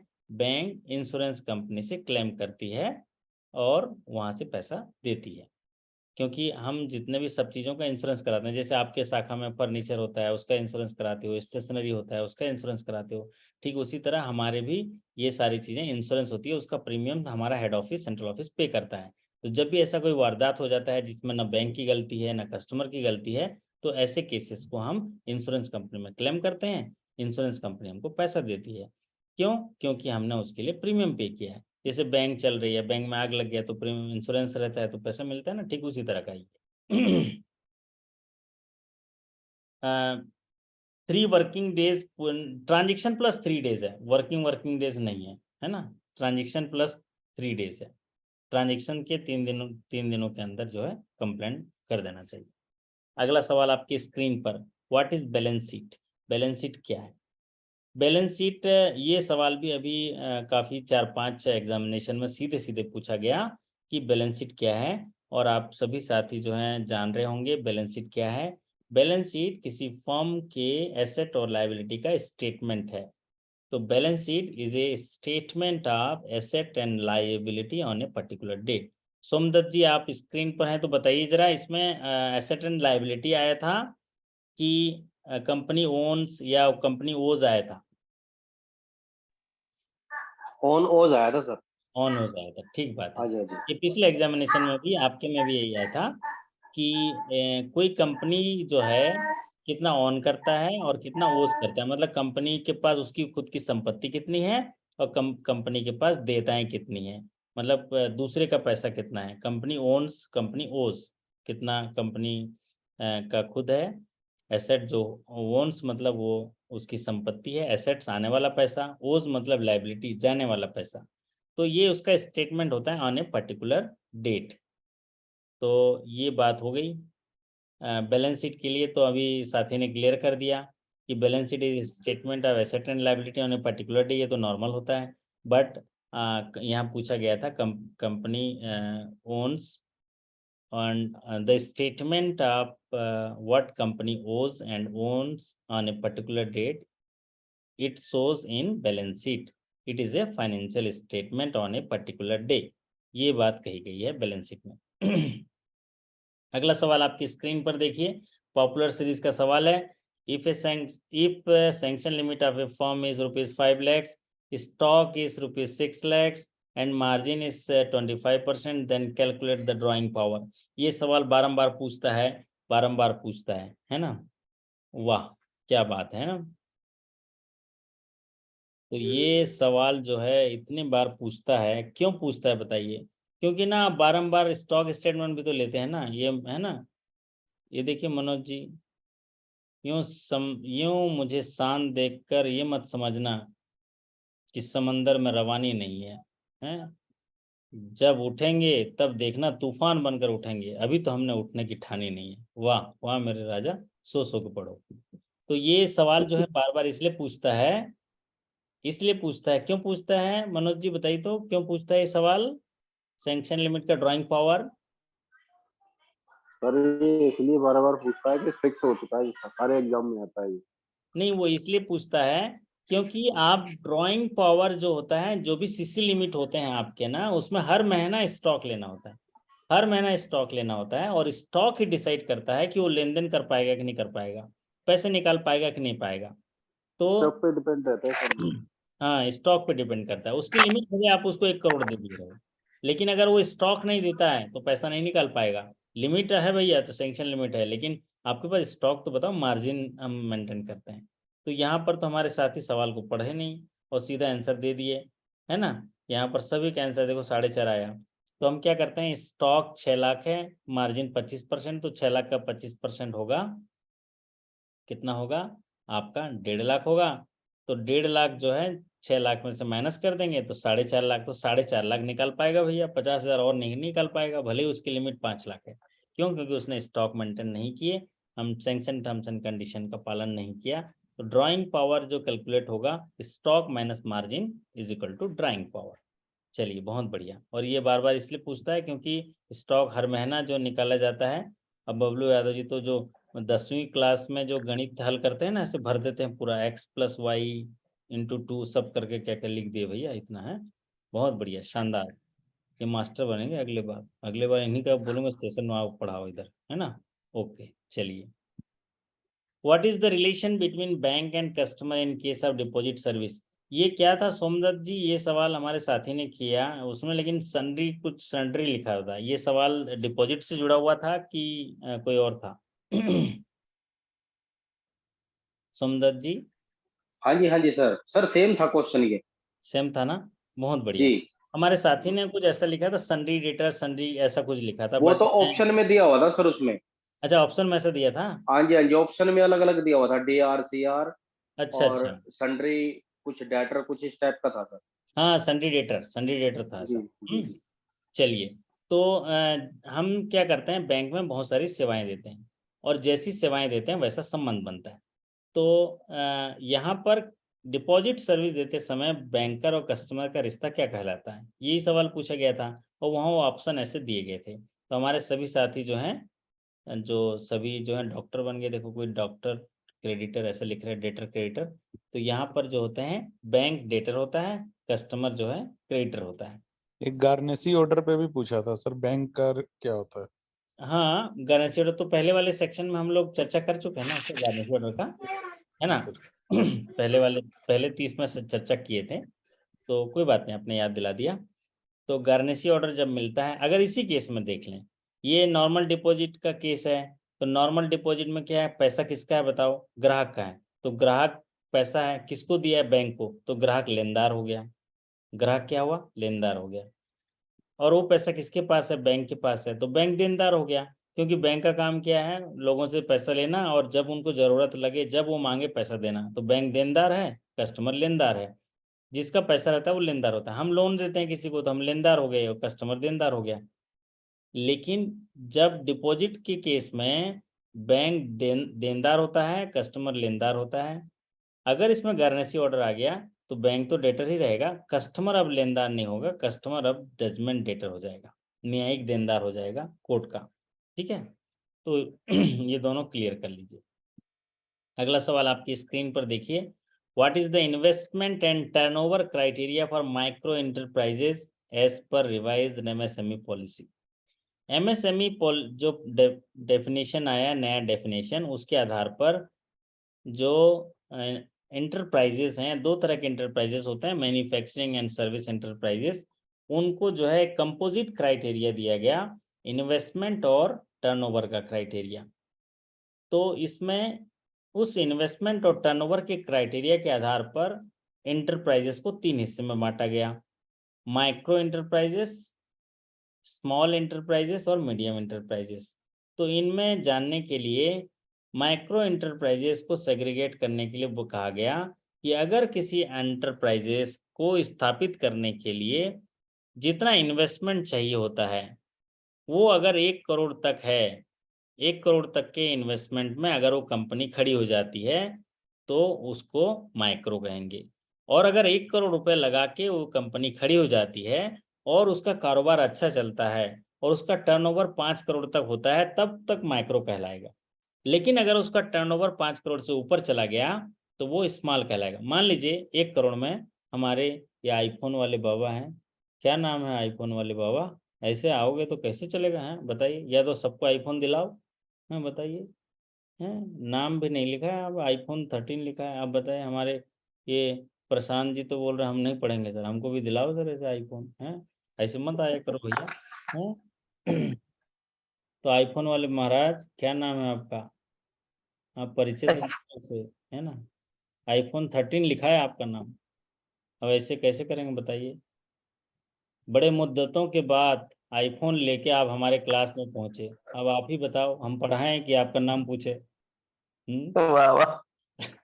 नाम लिखे रहते तो नाम से बात करते। तो यहाँ पर क्या है, इन्वेस्टमेंट 1 करोड़। एक इन्वेस्टमेंट क्या होता है, इन्वेस्टमेंट मतलब उस फैक्ट्री को या उस उद्योग धंधे को स्थापित करने में लगाया गया पैसा, इन्वेस्टमेंट। तो 1 करोड़ का इन्वेस्टमेंट किए हैं, जैसे बबलू यादव जी ने 1 करोड़ का इन्वेस्टमेंट किया है। ये बबलू यादव जी तो छा गया यार, इससे तो पार्टी लेनी पड़ेगी, सारे फैकल्टी ये बबलू यादव करते हैं, ये रेगुलर आते रहते हैं ऐसे करके, या तो इसका नाम ही अच्छा होगा। ठीक है, जो भी हो दुआएं मिलेंगी, आप जरूर पास हो जाएंगे, सभी लोग पास हो जाएंगे, बट इनको थोड़ा ज़्यादा मिल जाएगा, एक रसगुल्ला ज़्यादा मिल जाएगा। तो मैं ये कह रहा था कि अगर 1 करोड़ रुपया में लागत से कोई इंडस्ट्री बैठ गया, लेकिन इंडस्ट्री बैठने के बाद वो इंडस्ट्री इतना सक्सेसफुल हो गया कि उसका टर्नओवर ज़्यादा हो गया। टर्नओवर क्या होता है, जो पैसा रॉ मटेरियल में खरीदते हैं, उसके बाद फिनिश गुड बचता है, तो फिनिश गुड बनता है, तो फिनिश गुड बिकता है, तो फिर पैसा आएगा ना, प्रोसीड्स। तो जमा निकासी दोनों का जो टर्नओवर है वो ज़्यादा हो गया, मतलब आपका वो फैक्ट्री बहुत अच्छा चल रहा है, इन्वेस्टमेंट 1 करोड़ है, और अगर टर्नओवर 6 करोड़ 7 करोड़ हो गया तो वो स्मॉल हो जाएगा। ठीक है, तो अगर कोई एंटरप्राइजेस उसका इन्वेस्टमेंट 1 करोड़ से कम हो, 1 करोड़ तक हो, और उसका टर्नओवर 5 करोड़ तक हो, तो माइक्रो कहलाएगा। अगर 1 करोड़ से ज़्यादा इन्वेस्टमेंट हो गया, और अगर 5 करोड़ से ज़्यादा इन्वेस्टमेंट हो गया लेकिन उसका इन्वेस्टमेंट 10 करोड़ और 50 करोड़ तक हुआ तो स्मॉल, और 50 करोड़ और 250 करोड़ तक हुआ तो मीडियम। ये 3 तरह के कैटेगरी। तो सर अगर इन्वेस्टमेंट 1 करोड़ है, टर्नओवर 6 करोड़ हो गया तो? अगर इन्वेस्टमेंट 3 करोड़ है, ठीक, और टर्नओवर 6 करोड़ है, तो वो कहलाएगा स्मॉल इंडस्ट्री, क्योंकि नहीं सर, उसका अगर इन्वेस्टमेंट 1 ही करोड़ तक है, टर्नओवर 6 करोड़ हो गया तो वो स्मॉल हो जाएगा, क्योंकि टर्नओवर का क्राइटेरिया पार कर गया, किसी एक का भी जी, क्राइटेरिया जी। पार कर जाएगा, वो आगे चला जाएगा। ठीक है, ओके सर, ठीक है, मतलब वो अब माइक्रो नहीं रहा, अब स्मॉल हो जाएगा। ये हायर स्केल में ऐसे कभी पूछेगा, एग्जाम्पल डाल के ऐसे पूछता है, बट आपके क्लरिकल टू ऑफिसर में सीधे सवाल पूछता है। तो माइक्रो इंटरप्राइजेज के केस में इन्वेस्टमेंट अगर अप टू 1 करोड़ है और टर्नओवर अप टू 5 करोड़ है, तो उसको माइक्रो बोलते हैं। तो आपको याद रखना है 1 करोड़, 10 करोड़, 50 करोड़, ये इन्वेस्टमेंट है। जो ज़्यादा होगा वही क्राइटेरिया होगा। तो इन्वेस्टमेंट को याद रखिए, 1 करोड़, 10 करोड़, 50 करोड़। 1 करोड़ तक इन्वेस्टमेंट है तो माइक्रो होगा, 10 करोड़ तक इन्वेस्टमेंट है तो स्मॉल होगा, 50 करोड़ तक इन्वेस्टमेंट है तो मीडियम होगा। ये इनको डेफिनेशन इसलिए दिया गया है क्योंकि इनके आधार पर हम वित्त पोषण करते हैं, उनको प्रायोरिटी सेक्टर में रखते हैं, उनमें उनके लिए सरकारी योजनाएं बनाती हैं, इसलिए इनका डेफिनेशन दिया है। तो माइक्रो के लिए देखिएगा सबसे ज़्यादा उनके लिए योजनाएं आती हैं, सब्सिडी आता है, और उसका 5 गुना जो है टर्नओवर हो जाता है। अगर 5 गुना से ज़्यादा का टर्नओवर है, मतलब वो हायर स्केल में बढ़ जाएगा। ओके, चलिए अब बात करते हैं what is the negative working capital. हाँ, आईफोन 13 वाले सबको प्रणाम कर रहे हैं, बताइए जय हो। अब और चिढ़ा रहे हैं भैया, हैं तो ये तो नाम ही लिख देते या तो। चलिए, what is the negative working capital. अब वो आईफोन 13 करके प्रणाम सर जी लिख दिए हैं, अब हम किसको प्रणाम करें, आईफोन को ही प्रणाम करें, है ना। बहुत बढ़िया, हाँ सभी लेंगे भैया, ये सब प्रमोट हो जाएंगे ना तो हम भी लेंगे आईफोन। पहले पास हो जाएं, है ना। अभी बताया ना हमने, अभी तो शायरी सुना है आपको कि हमें यहाँ शांत देखकर ये मत समझना कि समंदर में रवानी नहीं है। प्रमोशन एग्जाम के बाद, सफलता के बाद हम भी आईफोन लेके आएंगे, अभी तो हमने आईफोन लेने की ठानी नहीं है। सब लेंगे भैया, सब लेंगे।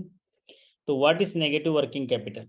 नेगेटिव वर्किंग कैपिटल क्या है, पॉपुलर सीरीज का सवाल है, पवन मिश्रा जी का जवाब आ गया, शानदार बाउंड्री लाइन के बाहर, ये 4 रनों का इशारा है, और एकदम से धीमी सी गेंद थी, एकदम जबरदस्त तरीके से इसको बाउंड्री लाइन से बाहर कर दिया। अगर किसी समय किसी फर्म का करंट लायबिलिटी करंट एसेट से ज्यादा हो जाता है तो उसको बोलते हैं नेगेटिव वर्किंग कैपिटल। दरअसल क्या होता है, वर्किंग कैपिटल क्या होता है, कार्यशील पूंजी होता है, जिसके बदौलत वो फर्म जो है चलता है, उसका साइकिल चलाता है, उसका ऑपरेशनल एक्टिविटी चलता है। तो उसमें ये बात कही गई है, करंट एसेट और करंट लायबिलिटी का जो डिफरेंस होता है वो नेगेटिव वर्किंग कैपिटल क्या वर्किंग कैपिटल होता है। अगर करंट लायबिलिटी ज़्यादा हो जाए, करंट लायबिलिटी क्या है, 1 साल के अंदर चुकाने वाला पैसा, दूसरों का पैसा देना है, और 1 साल के अंदर आने वाला पैसा एसेट होता है। तो जब करंट जाने वाला पैसा आने वाले पैसे से ज़्यादा हो जाएगा तो नेगेटिव वर्किंग कैपिटल कहेंगे, हमारे पास कार्यशील पूंजी बची नहीं। तो इसीलिए when current liability exceed current asset then it is called negative working capital. Who can cross a cheque, ये सवाल भी पूछा गया है ना। तो ये तो हमारे सुजीत कुमार जी उत्कल ग्रामीण बैंक से हैं, ये भी कर सकते हैं क्रॉस, है ना सुजीत जी। कौन कर सकता है बताओ तो सुजीत जी, एक चेक को क्रॉस कौन कर सकता है? आकांक्षा जी लिख रहे हैं होल्डर कर सकता है। वाह, होल्डर कर सकता है। Sir anyone sir. हाँ ये सही बताया भैया, है ना। ये तो कमाल कर दिया सुजीत जी, आपने अच्छा जवाब दे दिया, कोई भी कर सकता है ना। होल्डर नहीं, ये ना होल्डर जो है मतलब ग्राहक, ग्राहक मतलब जिसके पास होल्डर है वो लाके सुजीत को दे दिया, सुजीत भी उसको क्रॉस कर सकता है। सुजीत बोला अच्छा बेटा, है मेरे को पान नहीं खिलाया था तुमने, तेरे दुकान पे गया था तो ला तेरे को कैश पेमेंट नहीं करूंगा, 2 लाइन खींच दिया, ऐसे क्रॉस कर सर दिया। ये क्वेश्चन ना स्टेटमेंट के अकॉर्डिंग था। हाँ बता दीजिए आप सोमदत्त जी। उसमें जैसे किसी के पास चेक है तो वो उसमें चेंज कर सकता है या नहीं कर सकता है, ऐसे था ये क्वेश्चन। और उसमें होल्डर ड्रॉर ये ऐसे करके ऑप्शन थे सर 4। ओके, और एक ऑप्शन था एनीवन। एनीवन, एनीवन नहीं था सर। एनीवन नहीं था सर। एनीवन नहीं था सर, होल्डर ही बनता है इसका। क्या क्या सवाल था बताइए, बिफोर डिलीवरी ऐसा था क्या? नहीं सर, जैसे किसी के पास चेक है, हाँ वो चेक में वो उसमें ब्लैंक चेक है उसके पास ना, अनक्रॉस चेक है, तो वो उसको क्रॉस कर सकता है, कुछ ऐसे करके स्टेटमेंट बनाया हुआ था उसने। तो नीचे होल्डर था, ड्रॉर था, भाई इसको ड्रॉर के पास ही जाना पड़ेगा क्रॉस कराने के लिए, या वो खुद कर सकता है, ऐसे था। अच्छा अच्छा, ऐसा था ऐसा था। जी जी जी मतलब वो जी ड्रायर के पास ही जाना पड़ेगा, जैसे जरूरी जी जी नहीं जी। है ना। हाँ और कोई क्या जरूरी ऑप्शन नहीं था? है। तो उसमें बेस्ट ऑप्शन ये था कि जो जो ये हाथ में होल्डर, लिखा है वही कर सकता है। जी सर स्टेटमेंट के तो अकॉर्डिंग होल्डर था, इसलिए होल्डर किया हमने। बढ़िया किया भाई। हाँ क्वेश्चन वैसा था, क्योंकि जी हमारे साथी ने ऐसे ही सवाल भेजा इसलिए हमने इसका कहा, क्योंकि अभी पिछले एग्जामिनेशन में एनी वन कैन मतलब कोई भी कर सकता है, आप समझने के लिए जी जी होल्डर ही वहाँ था तो होल्डर ही सही होगा। एक सवाल और था मटेरियल अल्ट्रेशन वाला, लेकिन हमने तो पहले सेशन में शायद चर्चा कर कर लिए थे उसका। अब बात करते हैं अगले सवाल पर। तो any one can cross the cheque, तो कोई भी कर सकता है होल्डर जिसके पास है ना।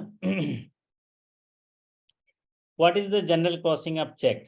जनरल क्रॉसिंग से जुड़ा हुआ आया तो जनरल क्रॉसिंग क्या होता है? ये तो एकदम ही पॉपुलर सीरीज का सवाल है भाई, ये तो उत्तर नहीं भी बताएंगे तो चलेगा, है ना। हमारे आकांक्षा जी बोलेंगे सर ये क्या ही सवाल है सर, ये क्या है, हम इसके लिए इतना पढ़ रहे हैं, इतना रात दिन मेहनत करके जग के सवाल ही ऐसा आया। तो जनरल क्रॉसिंग का मतलब होता है किसी चेक के फेस पर अगर 2 ट्रांसफर समानांतर लाइन खींच दी जाएं तब ये जनरल क्रॉसिंग में बदल जाता है। If 2 transfer parallel lines on the face of check has been marked then it is called general crossing। और जनरल क्रॉसिंग हो गया तो उस चेक का भुगतान नगद नहीं होगा काउंटर पे, उसको अकाउंट पे ही जाएगा।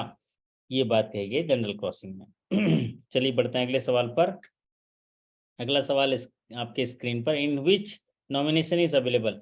ये थोड़ा बताना सोमदत्त जी, ये कैसा सवाल आया था नॉमिनेशन से जुड़ा हुआ? उसमें सर ऑप्शन में दिया हुआ था सेफ कस्टडी ज्वाइंट अकाउंट, मतलब कुछ ऐसा था उसमें, ज्वाइंटली ऑपरेटेड। इसमें और इसमें पूछ रहा था सर कि इसमें कौन से अकाउंट में नॉमिनी हो सकता है। नॉमिनी अवेलेबल है। जी जी सर, इंडिविजुअल भी था? जी सर। इंडिविजुअल था सर, इंडिविजुअल ही है इसका सर। हाँ इंडिविजुअल ही था। बाकी तो सर ज्वाइंटली ऑपरेटेड थे सारे, लॉकर और ये आपका सेफ कस्टडी और एक और था सर। चलिए बढ़िया, डिपॉजिट लॉकर सिर्फ कस्टडी में नॉमिनेशन होता है, बट आपका जो सवाल आपने बताया कि वो आया था कि इंडिविजुअल जॉइंटली, ये जॉइंटली इन सेफ कस्टडी, तो उसमें होता नहीं है ना। हाँ नो जी, उसमें नॉमिनेशन होता इंडिविजुअल में होगा सर। है, इंडिविजुअल में होता है। तो यहाँ पर नॉमिनेशन से जुड़ा हुआ सवाल आपने साथी ने देखो बता दिए कि ये कोई भी सवाल आएगा आप इसमें से तो आप कर सकते हैं। नॉमिनेशन अवेलेबल होता है डिपॉजिट में, सेफ डिपॉजिट लॉकर में, सेफ कस्टडी में, और इसकी व्याख्या जो है बैंकिंग रेगुलेशन एक्ट के 45 ZA-ZF में की गई है। ज़्यादातर पॉपुलर सीरीज में पूछता है DA2 क्या है, जब कैंसिल करना होता है तो कौन सा फॉर्म लेते हैं, DA2। तो यहाँ पर पूछा इंडिविजुअल, तो इंडिविजुअल में नॉमिनी होगा, क्योंकि सवाल को देख के आप जवाब दीजिएगा। तो ये सवाल थे सर्व हरियाणा ग्रामीण बैंक के। और एक सवाल बढ़ते हैं। सवाल है what is the premium of prime minister सुरक्षा बीमा योजना। सीधा सवाल था ऐसे सोमदत्त जी। नो सर, इसमें एडम चार्जेस पूछा हुआ था सर बैंक का। अच्छा, बैंक का एडमिन चार्ज पूछा गया था, वो तो 1 रुपया है ना? जी जी जी सर, सर। वो लास्ट सेशन में हो चुका है सर क्वेश्चन ये। अच्छा, हो गया था। तो फिर जी जी सर, वो एडमिन चार्ज था। अब इसमें रिपीट हो चुका है सर। कि 20 रुपीज़ पर सब्सक्राइबर पर एनम जो है चार्ज हो, क्योंकि सवाल आप ही लोग भेजते हैं और जी जी सर। सेम डे, क्योंकि मेमोरी थोड़ी कम होती है ना, तो सेम डे याद हो जाता है तो ठीक रहता है। तो चलो, इसलिए आप स्क्रीन पर जब चर्चा करते हैं तो हम लोग को ये सवाल क्लियर हो जाता है। तो यहाँ पर जो ये सवाल है, हमारे सभी साथियों को मैं इन्फॉर्म कर दूं, ये सवाल उन्होंने पूछा गया था एडमिन चार्ज कितना होता है। तो 1 रुपये का एडमिन चार्ज होता है, 18 रुपये इंश्योरेंस कंपनी को जाता है, और 1 रुपये जो है बीसी कमीशन होता है। तो ये आपके क्वेश्चंस हैं। अगर अब सर बीसी नहीं है, डायरेक्ट बैंक पे आया है, तब क्या तो होगा? बैंक को मिलेगा। किसको मिलेगा?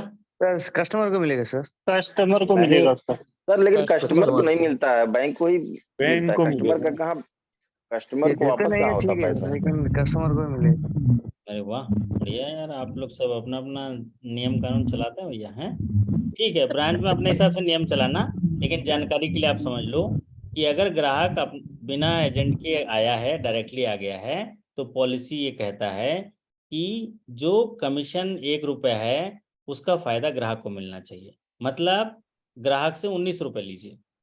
अगर ग्राहक ने 20 रुपये दिया है तो 1 रुपया ग्राहक को वापस कर दीजिए, क्योंकि 18 रुपये तो जाएगा इंश्योरेंस कंपनी को, 1 ले, रुपया आप अपनी एडमिन चार्ज ले लेकिन लीजिए। लेकिन सर लेकिन प्रैक्टिस सर में तो 20 है ही ना। कटता है, अरे महाराज, तो 20 राजा ही तो आप खाते हो, से कटता है। राजा तो आप हो, नियम तो आप ही के चलाओगे, वहां पर चलाते हैं ना। हम बैंक लेकिन में कस्टमर का करते हैं, 20 ही कटता है। ठीक है, बट मैं पॉलिसी कह रहा हूँ, आप कटता है वहां पर काटिए, लेकिन अगर एग्जामिनेशन में आया तो ये रुकिएगा जो मैं पढ़ा रहा हूँ कि जी सर, अगर ओके सर। बिना एजेंट के ग्राहक आया है तो उसका बेनिफिट जो है ग्राहक को ही मिलना चाहिए, एजेंट को नहीं जाना चाहिए।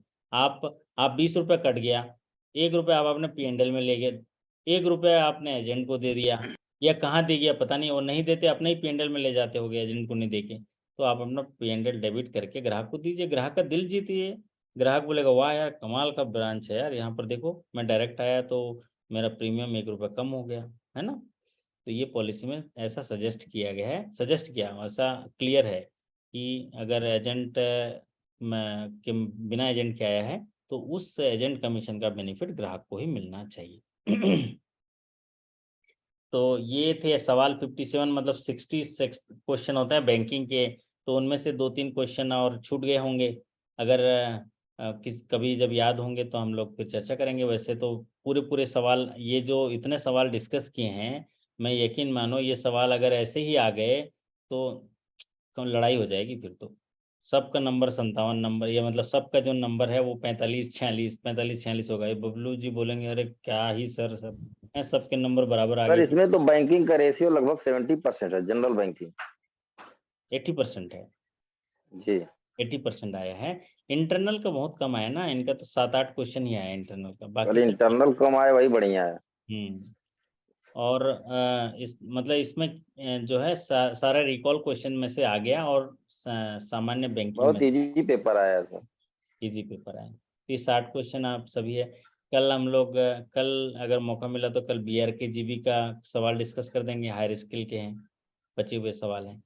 तो आज के सेशन में आपको एक आइडिया हो गया होगा कि कैसे सवाल आए थे अभी 13 मई को, और आप लोग भी जो तैयारी कर रहे हैं उसको आराम से उसको करते रहिए। हम लोग तो कुछ ज़्यादा ही तैयारी कर रहे हैं एग्जामिनेशन के दृष्टिकोण से।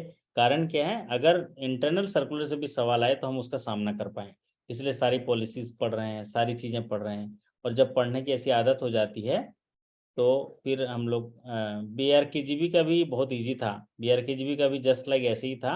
30 सवाल हम लोग डिस्कस किए थे, और 90 सवाल और मेरे पास है, 30 सवाल इसका, और भी हायर स्केल के क्योंकि ज़्यादा सवाल आते हैं, 80 सवाल आते हैं, तो उनके भी सवाल हमारे पास हैं, चर्चा करेंगे। लेकिन बबलू यादव जी मान के चलिए आप लोग का इतना ईजी नहीं आएगा। क्यों? क्योंकि कुछ इंटीमेशन होता है, हमको भी इंटीमेशन होता है, इसीलिए देखो पढ़ाई भी खूब हो रही है। तो आप यकीन मानिए आपका इतना जो इजी नहीं आएगा, आप लोगों का कठिन आएगा। सर्कुलर आ जाएंगे आपके सारे तो कस्टमर सर्विस पॉलिसीज, आपके डिपॉजिट पॉलिसी, एक और इम्पोर्टेंट पॉलिसी आपका आएगा इन्वेस्टमेंट पॉलिसी जो मैं पढ़ाऊंगा, क्रेडिट पॉलिसी भी पढ़ाऊंगा। तो आप लोग बस आनंद लेते रहिए, सारी पॉलिसीज पढ़ेंगे। इसी तरह डेली जो है स्क्रीन पर बने रहिए, सीखते रहिए, धैर्य रखना, निराश मत होना कभी, क्योंकि जिसने आपको लिखा है, जिसने आपको बनाया है, वो ब्रह्मांड का सबसे बड़ा लेखक है। हमेशा खुशनुमा माहौल में ज़बरदस्त अपने आप को आभार व्यक्त करते रहिए, भगवान का शुक्रिया अदा करते रहिए कि उसने ये अपॉर्चुनिटी दिया, ये मौका दिया सीखने का आपको और बैंक में काम करने का। आप शानदार तरीके से सीखेंगे और इसको जो है सही तरीके से कर पाएंगे। विपिन कुमार जी बोल रहे हैं हिंदी का रिकॉल क्वेश्चन नहीं हो पाता है। मेरे दोस्त, हिंदी का रिकॉल क्वेश्चन आता ही नहीं है, बस उनके अनुभव आते हैं। ये बहुत आसान आया था सर, ऐसा आया था, क्योंकि सर एक हिंदी सवाल पूछूं सर? अनसीन पैसेज कहाँ से याद होगा उनको? यस, पूछिए, कौन पूछ रहे हैं? सुजीत कुमार सर। हाँ सुजीत जी, पूछिए जरा, हमने क्या सर- लिखा है जरा पढ़िए जरा, ये स्क्रीन पर क्या लिखा है पढ़िए, फिर सवाल लेंगे आपसे। धैर्य रखना, निराश मत होना कभी, क्योंकि जिसने आपको लिखा है वो ब्रह्मांड का सबसे बड़ा लेखक है। हाँ देखो, कौन है आपको? किसी परमात्मा भगवान ने यहाँ भेजा है, उसी ने लिख सर। के भेजा है। तो सर। जीवन में जिस तरह हम एक यात्रा करने जाते हैं तो एक ब्रीफकेस पैक करते हैं ना, 3 दिन की यात्रा में जाते हैं तो हमको 3 दिन का सफर पूरा होता है। ठीक जी उसी सर। तरह आपको भी एक 100 साल की यात्रा में, 80 साल की यात्रा में भगवान ने भेजा है, तो आपका ब्रीफकेस तैयार करके भेजा है। तो इसीलिए जिस घड़ी आपका सब लूट जावे, सब छीन जाए, तब भी निराश मत होना, चलते रहना। आगे आपका जो है वो अटैची मिल जाएगा, क्योंकि इस बार आपका अटैची भगवान ने पैक किया है, आपको सर। सारी चीज दी है। बस आपको उस पर भरोसा करना है, धैर्य रखना है, निराश मत होना है, तैयार रहना, सजग रहना। तो बस वही ये शानदार नज़ारा आप देख सकते हैं, कॉर्बिन के बीच का है, ये कॉर्बिन के बीच का नज़ारा है। तो ये अंडमान का सबसे सर। अंडमान, सिंगापुर का एक बड़ा सा क्रूज आया था, लगभग 10,000 लोग आए थे एक बड़ा से क्रूज में। उन लोग ना पूरे वर्ल्ड घूम रहे हैं, तो उसी समय का नज़ारा है।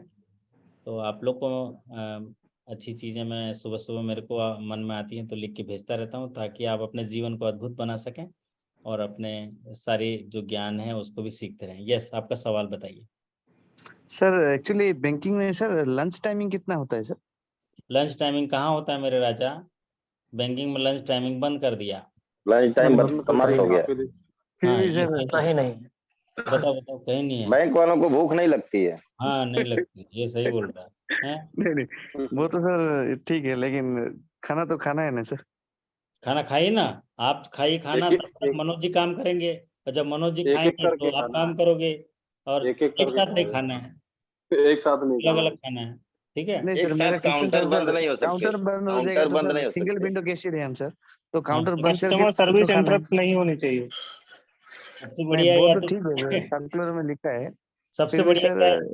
सबसे बढ़िया दो दो टिफिन लेके जाना, जो ग्राहक खड़ा रहता है, 2 रोटी वो भी खाना, दो रोटी आप भी खाना।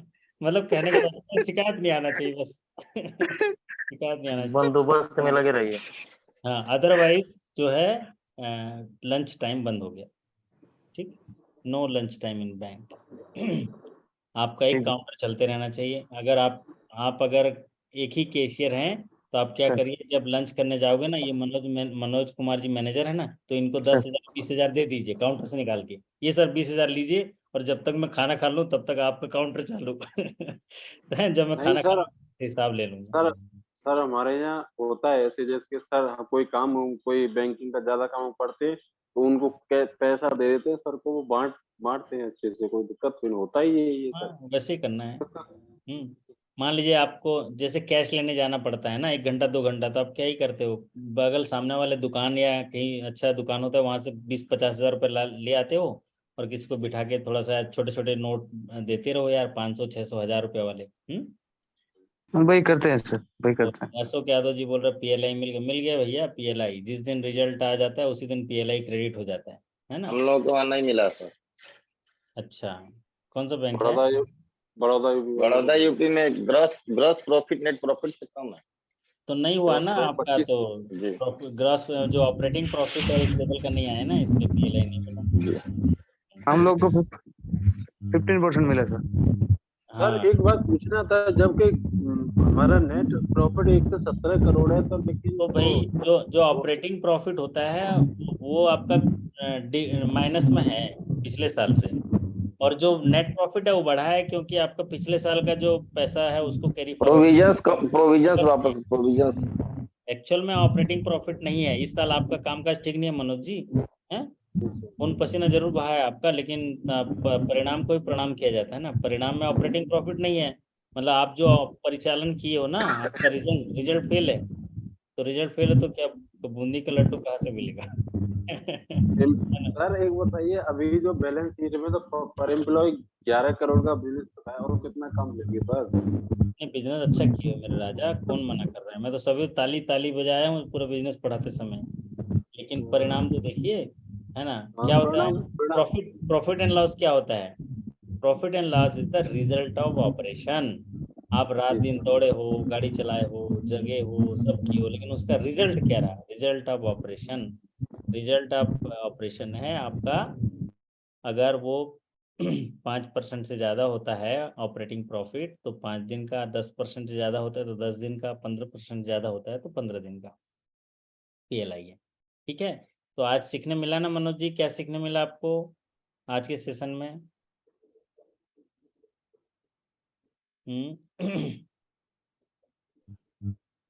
सर थोड़ा ऑपरेटिंग प्रॉफिट के बारे में डिटेल से बताइए। ऑपरेटिंग प्रॉफिट के बारे में क्या डिटेल चाहिए आपको, बताइए। ऑपरेटिंग प्रॉफिट होता है, एक होता है आपका ग्रॉस प्रॉफिट, एक होता है ऑपरेटिंग प्रॉफिट, एक होता है कैश प्रॉफिट, एक होता है नेट प्रॉफिट। तो अगर जब आप कोई भी एक्सपेंडिचर और इनकम में माइनस करते हैं, मतलब आपका total income minus total expenditure is equal to gross profit. क्या होता है वो? ग्रॉस प्रॉफिट होता है। हाँ, ग्रॉस प्रॉफिट होता है। और जो ऑपरेटिंग प्रॉफिट होता है, ऑपरेटिंग प्रॉफिट में फिर आपका अदर इनकम भी जोड़ते हैं। अदर इनकम अदर एक्सपेंडिचर को माइनस करते हैं, अदर इनकम को जोड़ते हैं।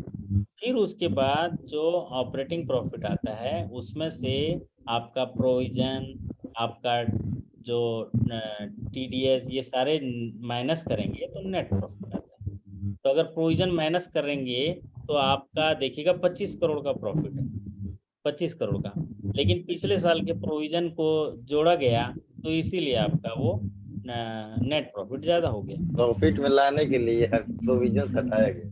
हाँ, प्रोविजन ज़्यादा कर लिए होंगे, उसको पिछले प्रोविजन को वापस ले आया ऐसा। हाँ, ये सही प्रॉफिट है, घुमा दिखाने दिया। के लिए यल्ला।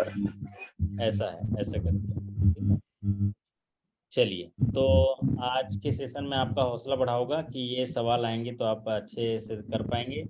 ऐसे ही रोज़ सीखने की ज़रूरत है, बहुत सारी चीज़ें सीखना ज़रूरत है। आने वाले दिनों में आपके पॉलिसी पढ़ेंगे, और जैसे कि अभी छोटे छोटे पॉलिसी पढ़ रहे हैं, अभी क्रेडिट पॉलिसी आप लोगों का बन रहा है, क्रेडिट पॉलिसी मैं पढ़ाऊँगा, और बाकी ऑडिट पॉलिसी भी पढ़ाएंगे, कंटेंट ऑडिट पॉलिसी भी पढ़ाएंगे, और HR पॉलिसी भी मैं पढ़ाऊँगा। ठीक है, रिकवरी पॉलिसी अमृत सर पढ़ाएंगे, और भी हमारे साथी हैं, उन लोग एक एक स्कीम से पढ़ाते रहेंगे। तो आप इसी तरह स्क्रीन पर आके पढ़ते रहिए, सीखते रहिए, और अपने जीवन को बनाने के लिए एक एक ईंट अपने जीवन के, अपने चरित्र निर्माण में, ज्ञान में बढ़ाते रहिए, और अपने घर, अपना जो जिस के लिए जीवन मिला है उसके लिए घर बनाइए। तो आप अमृत सर भी कमाल हैं। हाँ, कमाल तो हैं, है ना? बेमिसाल हैं भैया।